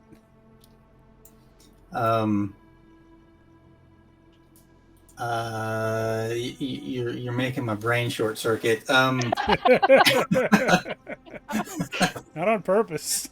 The void has touched my mind. When you are up there, you unload, and you're going to have to help hold these big bits of metal into place while she welds. So Okay. each of you give me a quick body check. Body check. Steve would know what a good solid body check is from jiu-jitsu training. Yeah, unfortunately, this is not one of those. Oh no. What was yours, Ravi? 15. Okay. Mine was a 1. Hmm. Okay. It's that void poisoning. I told you. I'm telling you, as Ravi is holding it up into place, Vermis, your grip slips, your arms are feeling a little tired, and it comes down heavily upon your shoulder. I'm going to say that it's going to do 1d4 damage as it falls on you. Should I roll it or you? I'll let you roll your own damage. That is 2. I have gone down to 6 from 8. Okay. And then Give it another quick body check, Vermis, to get it back into position, please. That time I got 13. Okay, all right. I was distracted by how you're doing everything wrong, Yasmin. She's like, no, what are you talking about? I'm a certified welder with the union. No, that's why she's got earplugs in. She continues to weld. Meanwhile, the others are out like dismantling the photovoltaic solar panels and bringing them into a storage facility. Over the comms, you hear they're all kind of like talking back and forth. All right, we're getting the panels off. We need to clear out some space inside the where is that? The inside the cargo hangar, since the storage vault is in total disarray. Okay. Yeah, ain't much we can be doing about that up here. Yep.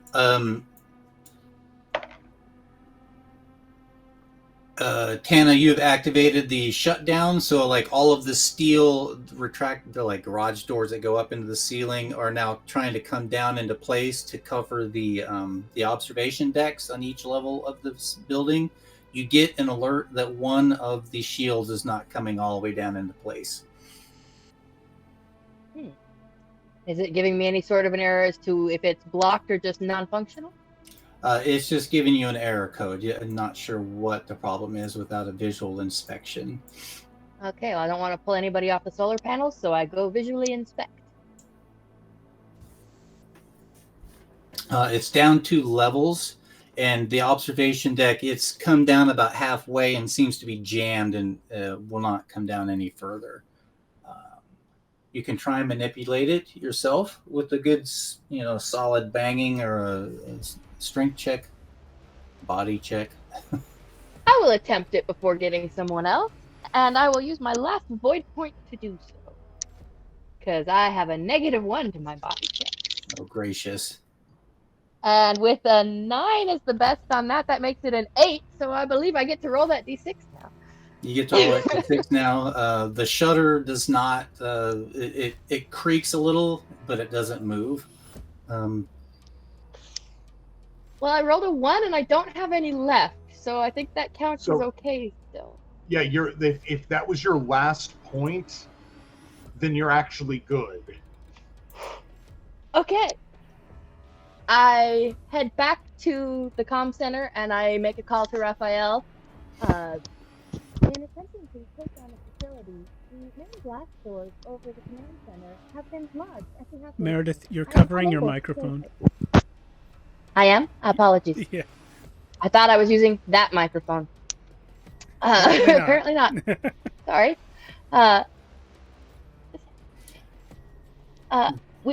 Attempting to close the blast doors, I was unable to completely shield the command center. I am unable to dislodge the door. Could someone please go and assist? Not me.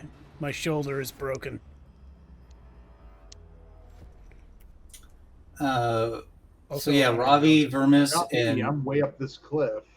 Yeah, you guys finish up your job and are loading back up into the ship to fly it back down to the ground. Yes, an I-beam fell upon me. It was glorious. Yeah, Are you in need of assistance? Probably. But let's get inside first.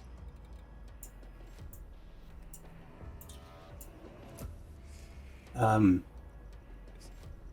we're flying back now? Yeah, you're setting down outside, and then you suddenly see from the cargo hangar 2 people just like come running out, and there's this huge swarm of flies chasing him down. One of them collapses to the ground as this huge cloud of flies drops on their bodies, and the other is this huge swarm swirling about. Yay! Oh look, flies! Our welder steps out and says, "Oh God, the orc flies! They must have found a nest." What do they do? A tiny swarm of flies that forms the shape of a large fly, very funky, can communicate by changing its shape. I'm not sure what exactly that means. They attack within melee distance each round. They take no damage from guns or melee weapons, only from fire and explosions. I think they communicate like the big school of fish in Finding Nemo. That's what I was just Yeah. picturing. Yeah. Yeah. There you go. Yeah, like swarm like fish or bird, like birds. Forget Well, that like in species of birds cartoons, that like. like schools of fish will like make like pictures of things. Yeah. Anyway, let's kill them. With fire. What are we gonna With kill fire. them with? I was thinking spray paint. Go for it. You got a little lighter action. Oh, that's even better. Yeah. We do have the thing, whatever she uses to light the welding torch, Hey, there you go. or just the welding torch itself. Yeah, I think that's good. Let's flame the ort flies with the aerosol.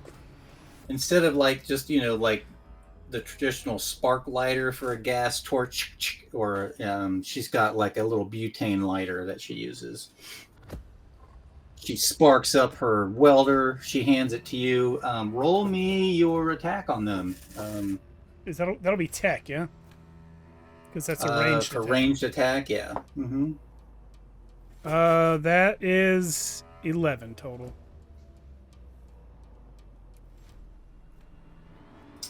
Are you going after the swarm that's flying around the air, or trying to get the flies off the body on the ground? I'm trying to get the flies off the body because I imagine they're easier to reach.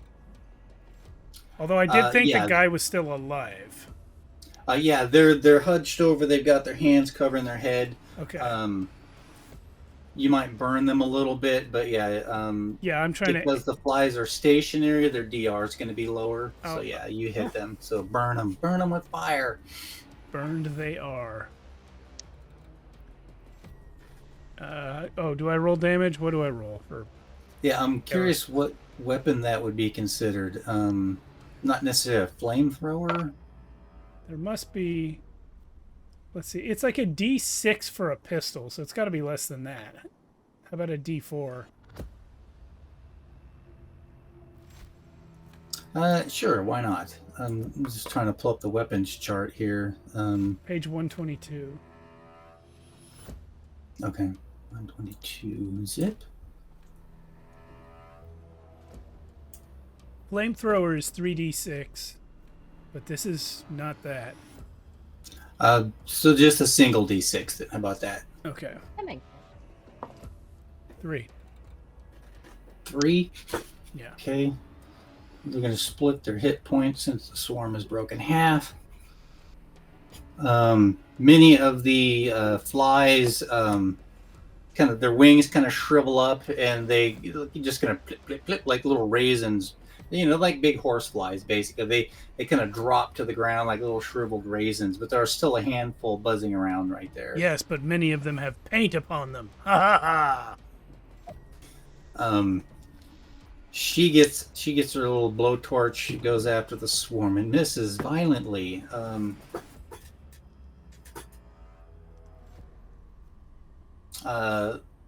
The few that were on the body lift up and come after you, Vermis. They've got a really bad attack, so let's see what we get here. 11. Does that beat your DR? Oh gosh. Wait, what is it? Or actually, I'm sorry, that's a 9. Forgive me. Yeah. Isn't my DR 12 like everyone else's? Oh Plus wait. dex. Oh, it's 6? Oh, plus dex. Yeah, it is 9 actually. That's my defense rating. I'm thinking of Merkborg where you don't even roll and I roll defense. But yeah, my defense rating is 9. Okay, and they rolled a 9, so they do hit. Okie dokie. It's a D3 of damage, so let me just roll a D6 and divide that by 1. So or divide it in half. 1 point of damage. Ow, you jerks! Having Ravi, seen what was happening, would I be aware of any flamethrower type equipment for this sort of thing that I could be running for on this turn? From the command center, it would take you quite a while to get down there, and from the even from where that shutter was jammed, it's still another like 2 layers down, and then across the field. Mia, are there any like work blankets or like tarps or anything on this ship? there's a hammock Yeah, hanging from my belt. Yeah, I've got there's two, but it's not. there are blankets. Yeah, like So synthetic I wanna- blankets. Mhm. I want to grab like a moderately sized blanket. If these flies are on Vermis, I want to run over with. I mean, just like basically, I'm trying to beat the flies as they're on him with a large object or a wide object to try and keep it so they can't get away. Yeah, sure. Give me a like a body attack, just to like give it a good wind gust. 15. Yeah, you successfully create enough of a additional gust of wind. Even though the wind is gusting, you're kind of like slapping him with the blanket a little bit, and it knocks. I'm like figuring like I mean, they're like decent sized flies, but I can smack them with a big object. Yeah, you're swatting them off. They lift off from his hand and just kind of buzz around, breaking up the swarm.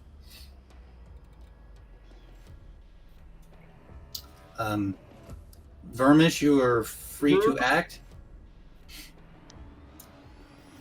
Tana, is there something you do want to do from the command center, or At this point, considering I know everybody's busy, I'm gonna go back and start working on trying to knock the thing out so that I can close the shutters. Since Okay. I know by the time I can get down there to them, they'll either be dead or back inside. Okay, so give that shutter a good smack again. And then Vermis, if you want to do another flamethrower job on the remaining bit of swarm. Yeah, that's what I'll do. Well, I Yeah, rolled the a swarm 10, that was so that on makes it a you- 9. Oh, okay. Dang it. There's a void point for you. Hey, there you go. I have rolled a 12. That is enough to do the damage. So D6 on the remaining swarm. Again, the bit that Vermis swatted. Oh my jeez. Oh my jeez. Rabby, gosh, I'm losing it. Those flies are too small to form a swarm, so they kind of buzz away. The one you just fire, you knock about a third of them out of the air. Okay. And Tana, you're like crack, crack, crack. I'd say that eventually you do break it loose, and it sort of like slams down into place. But in the process of doing so, it kind of goes cockeyed on its track, and several of the slats don't line up and lie flat. That's gonna drive me crazy. Yeah. Is it blocking it now, or do they still need to be manipulated further? The kind of like a vertical blind or a horizontal blind is it's coming down, and sometimes they get cockeyed like that. Okay. So it's got cockeyed, and if you do the little twisty rope thing that makes them swivel back and forth like this. Some are flat and some are like cockeyed and straight, and they're all kind of caught up on each other since it's out of whack, half down. And, yeah. I'm gonna go back to the command center and try and reverse the process and get it going back up to straighten it out, and then go back down again. Is Play with the garage door opener button. Where you're at, there's a panel on the side that's got a button for that. You won't have to go all the way to the command center. That Excellent. button I does start all the fiddling. shutters at once. Yeah. is Hina helping with the flies, or is she just chilling in the ship? She is she's not helping with the flies. She's broke out a bunch of like she's got like this big pneumatic gun with like stakes in it. She's out there plinking like stakes around around the thing, and one of the others from the compound are lashing these steel cables to form a net and tossing it over the ship to protect it as well, in case prevent it from blowing away in the wind. Hey, Ravi, remember when she was a crime boss that everyone was afraid of, and now she's doing manual blue-collar labor?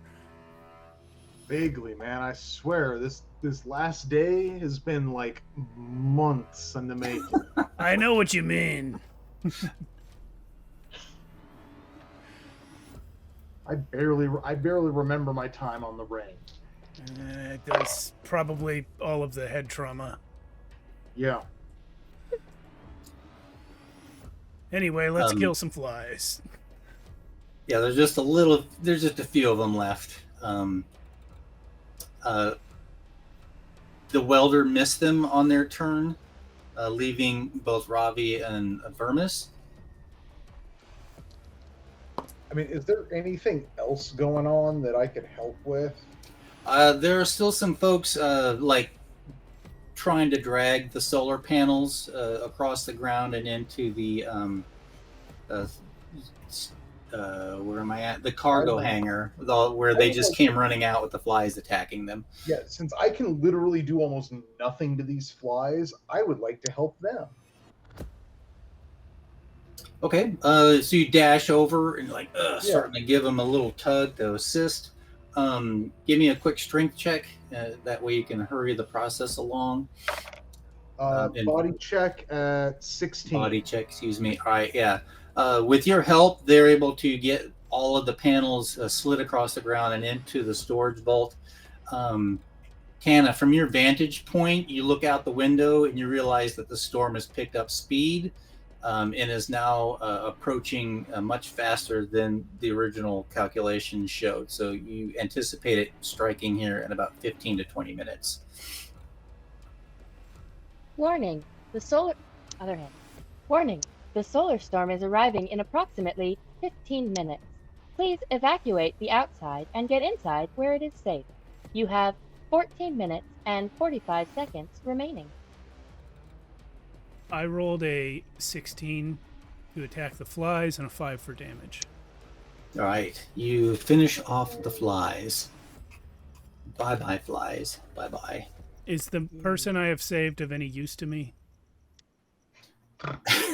Any use to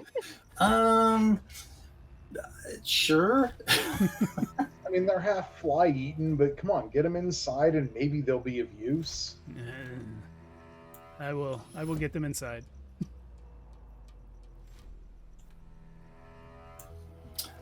You haul them indoors. Everybody quickly follows suit to get inside the building. Pull up this handout 1 second, please. Buried. You have saved. It was Mr. Anderton that you saved, Vermis, who was on the ground, the little old dude. The doctor.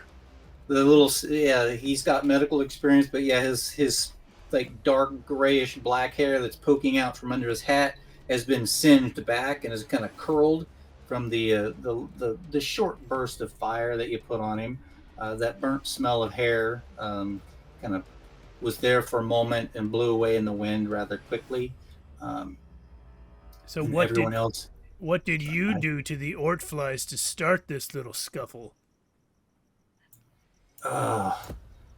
He's like, and you like these little welts are like perking up on his neck and his arms that were exposed. I don't know. We just bumped into him, like a nest. We just moved one of the panels in and they swarmed out. You wait till your father hears about this. Oh, I can't. I got to get inside and get some lotion on this before these welts get infected. Thank you for your help. You're welcome. You can repay me at a later time of my choosing. Oh, At least I am not going to meet the void. He winks at you just yet.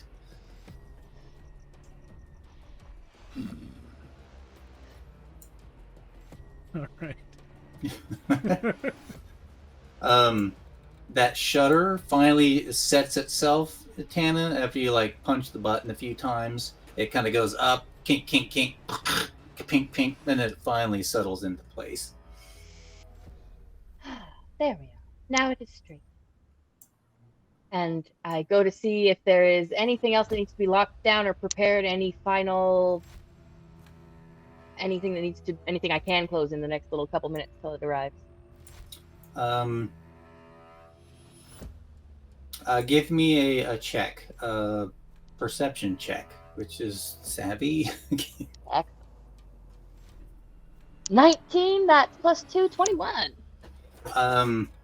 You realize too late that you probably should have shut down the wind turbines. In this gust of wind, there's no telling what might happen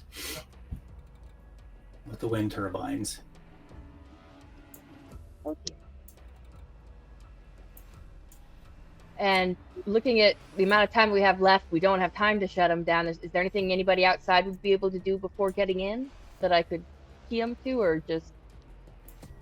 Everybody is now inside the facility, and it is locked down from the inside. But yeah, you realize that the wind turbines in these winds could cause a surge of electricity to course through the system. Oh dear. Perhaps we should try and get some sort of buffer in place. We might wind up experiencing a surge of the winds. Yeah, it looks like that wind's gonna surge. Inside, the wind creates a cacophony of sounds. Howling winds penetrate every crevice, creating a haunting, continuous moan that reverberates through the entire structure. Windows creaking. Yes, exactly. Very relaxed sound. The windows creak and groan in protest to the overwhelming power of the wind. Debris pelting the outer walls are an unyielding drumbeat of the disconcerting of a disc. I can't read right now. Drumbeat of a disconcerting rhythm, as if a tempestuous beast fighting to invade every inch of the habitat. Your voices are barely audible amidst the roaring wind.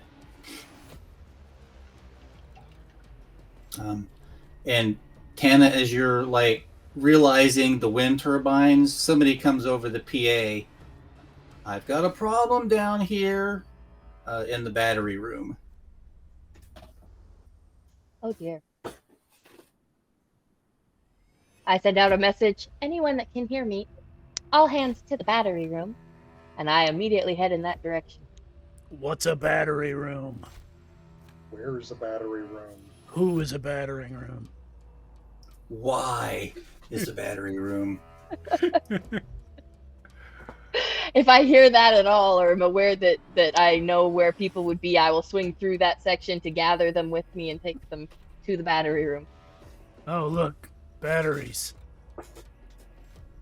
Yep, Um, it's the battery as you're treading just through the halls on your way to the battery room or not, an ominous surge of electrical energy sparks through the facility, overwhelming circuits, sending an unsettling cascade of sparks and sizzling sounds echoing through the air. The lighting in each room flicker wildly and then blink out. The faint glow of green emergency lights is the only illumination. Okay. Well, that's not good. Well, at least the lights have some sort of backup power source. As long as the batteries hold out. Hopefully the emergency in the battery room is not too serious. It's probably the end of all things. Let's go see.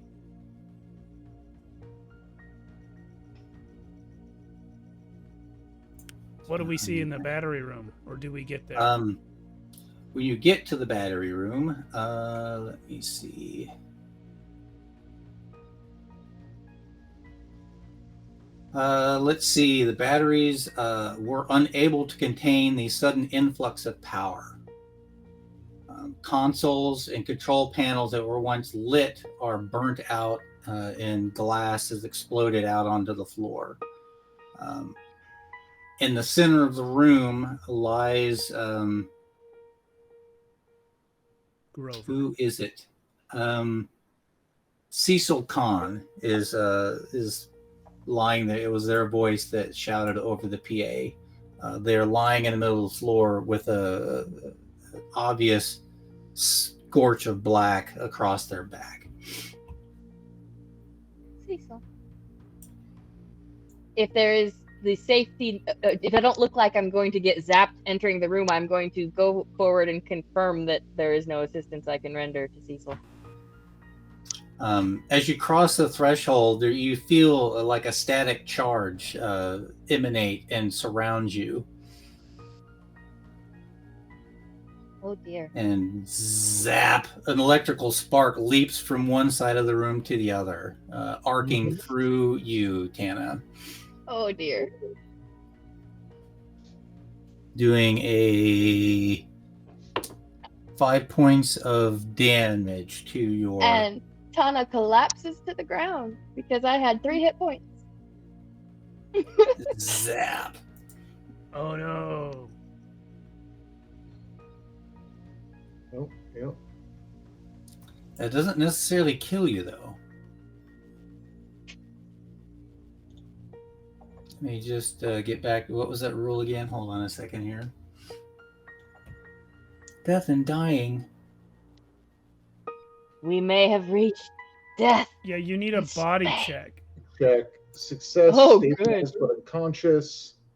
But if you fail it, you're dead. So I roll a body check. Yeah, Yeah. immediately roll a body check. Am I allowed to spend my 1 void point?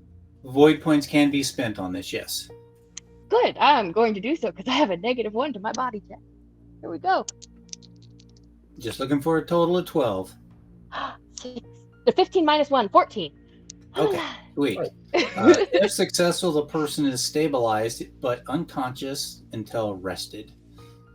Ravi, you try next. That you basically like stepped like 2 steps into the room and you've fallen down, and your feet are like maybe 3 feet inside the room, pointing out towards the door. She probably used up all the charge. Yeah, that's a great idea. Funny, get down dead against his arms.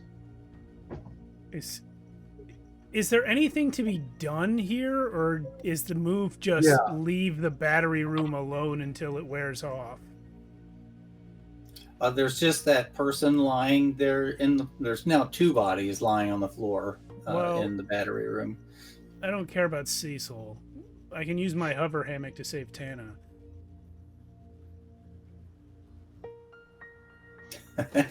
I can. I'm going to get in my hover hammock. It's going to hover. Oh, okay. I'm going to go out a little bit and leave it so that the end of it is in the hallway. And I'll reach down and grab Tana. Okay, I'll grab the other end of your hover hammock There you go. and pull y'all back out. Yeah. Good plan, right? It's a perfect plan.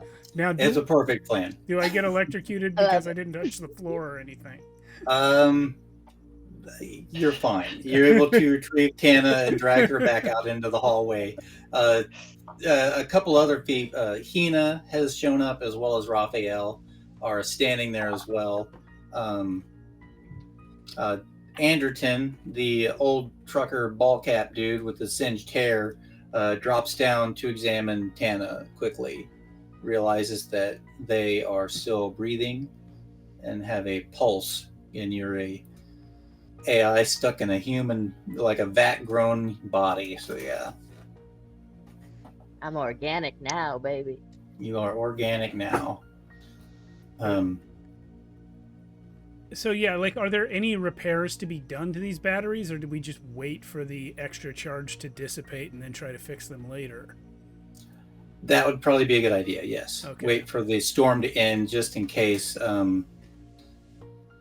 You could try and sever the power connection from the turbines leading to the battery room?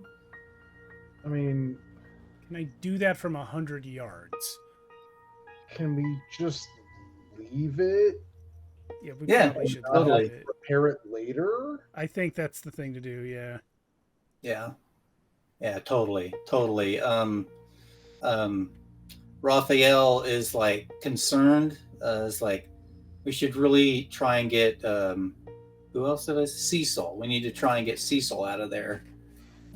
Is Cecil like 2 people's length in to the room? Yeah, he's about What? 10 or 12 feet in. Mm-hmm.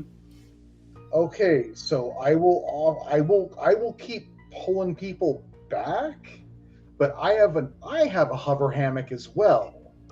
So someone else can get on this one. Hover hammock chain saves the day. Yeah. Hell yeah. Vermis can go in, and then someone else can get on my hover hammock, grab Vermis's feet. Vermis can grab Cecil, and I can pull y'all back out. Hooray, we Okay. saved whoever this is. Since we're doing this, who's the one you're reaching in to grab, Ravi?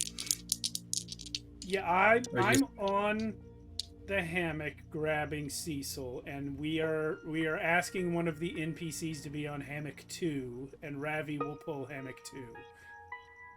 Okay. Let me do this. Even or odd. Vermish, you're going to be the odd number on the dice. Okay. No, so I rolled an even. All right. As you're making that effort, another arc of electricity blasts through and hits the person on hits the NPC. Which one was Dealing it? with- Who came in? Was it Hina or... Raphael risks his own life and he takes 1 point of electric damage. Is he alive? He's alive, yeah. Great. He's like, oh, he's stunned a bit, but he's okay. And you're able to retrieve Cecil's body and drag it out. They are also a carbon, a bat-grown human. The electrical discharges killed them, though. Why did we get him? It seemed like the thing to do, Uh, just in case he hadn't died. Perhaps he can be turned into biomatter for the... What are they called? The green replicators? The plants. The plants. Yes, the plants, Raphael says. I appreciate you retrieving them. I'm sorry to put you at risk, but I do appreciate it. Well, I clap Raphael on the shoulder and just say, it's just fine. You took all the hits. You slap him on the shoulder he got electrocuted in, or Whichever shoulder is closer to me. all right. He's like, he twitches under the pain of the recent electrical shock that he took to that limb. He's like, yeah, thanks. You're welcome. Now let's try and get her or him up to the crew quarters. We'll put his body in his room until later. Yeah. all right. Let's do it. So at this point, we can wait out the storm, or at least wait until the next catastrophe, right? Yes, the storm is whistling and going on. We're kind of approaching the end of what I had prepared. As you get to the crew quarters, you find another dead body. The body of Torn Ramirez. No! I Torn! don't remember that guy at all. He was blasting punk when we got back to the garden. Oh, that guy. And as you get close to him and like get a good look at him, roll him over, he's got a knife stuck like up under his chin and into his head. And Dr. Sebastian Blark is nowhere to be found. Good news. This city is really up and coming. It's got crime now. That it You- does. You realize that Dr. Blark has what's called he's become what's called a port fanatic in the book. An unlucky victim of void infection who has quickly lost their mind. What a And started lunatic. started performing horrible acts to their No, own more of body a and void others. attack. Yeah. He doesn't seem that enamored with the moon. No, he clearly is trying to hasten everyone's dissipation into the void. Yeah. Perhaps we should hasten his dissipation into the void. Probably. Or perhaps we can leave that job to one of the dozens of other people who live here. Wait, dozens? I thought there were like 8 people here. Well, they have crime now. That doesn't mean they've got more people. Technically, it means they've got less people. Well, this particular crime Point does mean literally that, to yes. the dead body at the floor. 11 people, including Tana, with 2 dead and 1 as an obvious murder suspect. Yeah. Well, we should make sure that Tana can rest so that she can heal up a bit and continue helping us in this goofy, weird, new to crime place. I've Yes. never done a murder investigation before. I'm not in that union. Likewise. Rick Casker steps up and he's like, Raphael says, well, he's kind of like my marshal. He can help us find Dr. Blark. Oh, so this is your problem. Rick kind of like his eyes kind of shift back and forth. He's like, yes, I'm embarrassed that this has happened on my watch. It seems Yeah. like you weren't watching at all.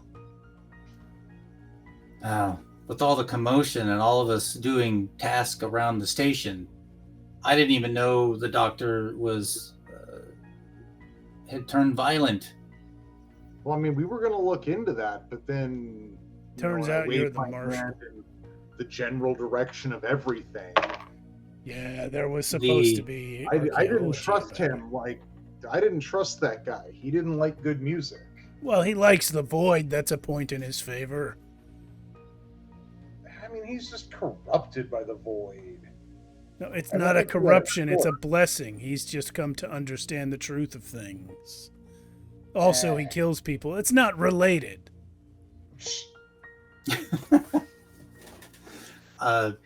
Anderton pulls you aside, Cannon, and is like, are you doing okay? You took a pretty good blast of electrical shock there. Am I conscious yet? Yeah. You sort of woke up along the way back, riding one of the Excellent. floating hammocks. I think so. It is strange to be organic. That should have erased me, but I am still here. Well, that's one of the But my benefits teeth of feel strange. yeah. And my You're gonna fingernails are black. Also, you're your gonna taste eyebrows kind are of like going. Sorry. kind of like a burnt hot dog flavor in your mouth for a couple of days after that. Mm. Well, it's a new thing, but I don't know that I like it. Now, we've got drugs for that sort of thing. Would that be something that I would incapacitate my ability to operate heavy machinery? For a couple hours, yes. Well, since we have a storm, why not? You'll feel much better afterwards. Ah, that sounds good. Hina, like, takes a deep breath, exhales, is like, so did anybody do anything that would improve their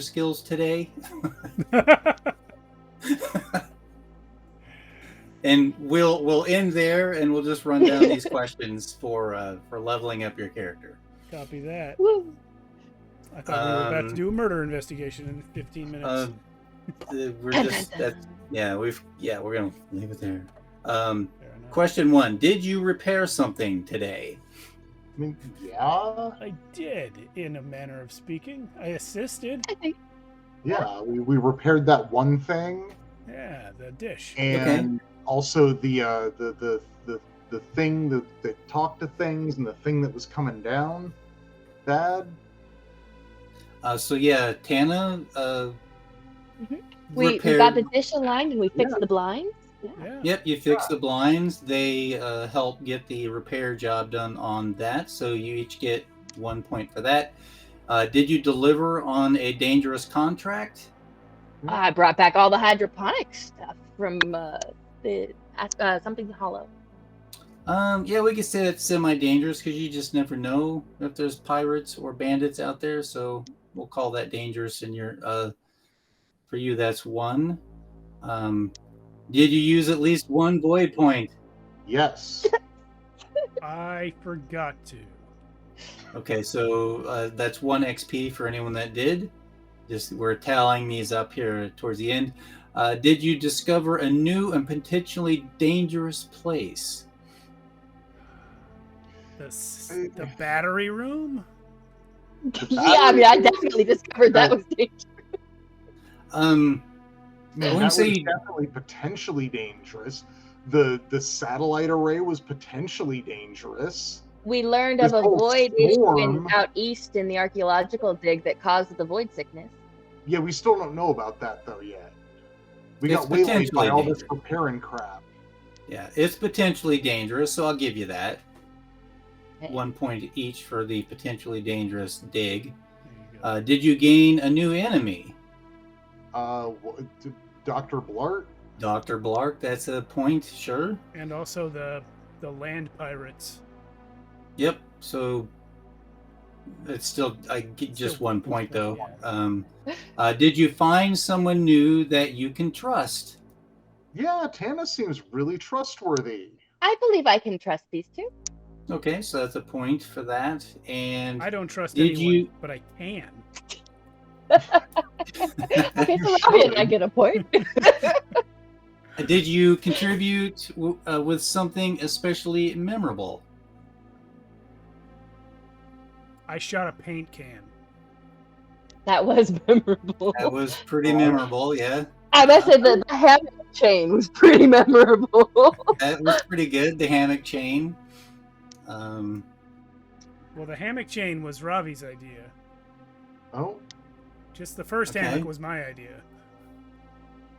Well, I mean, I was building on your idea, so your idea was obviously pretty memorable.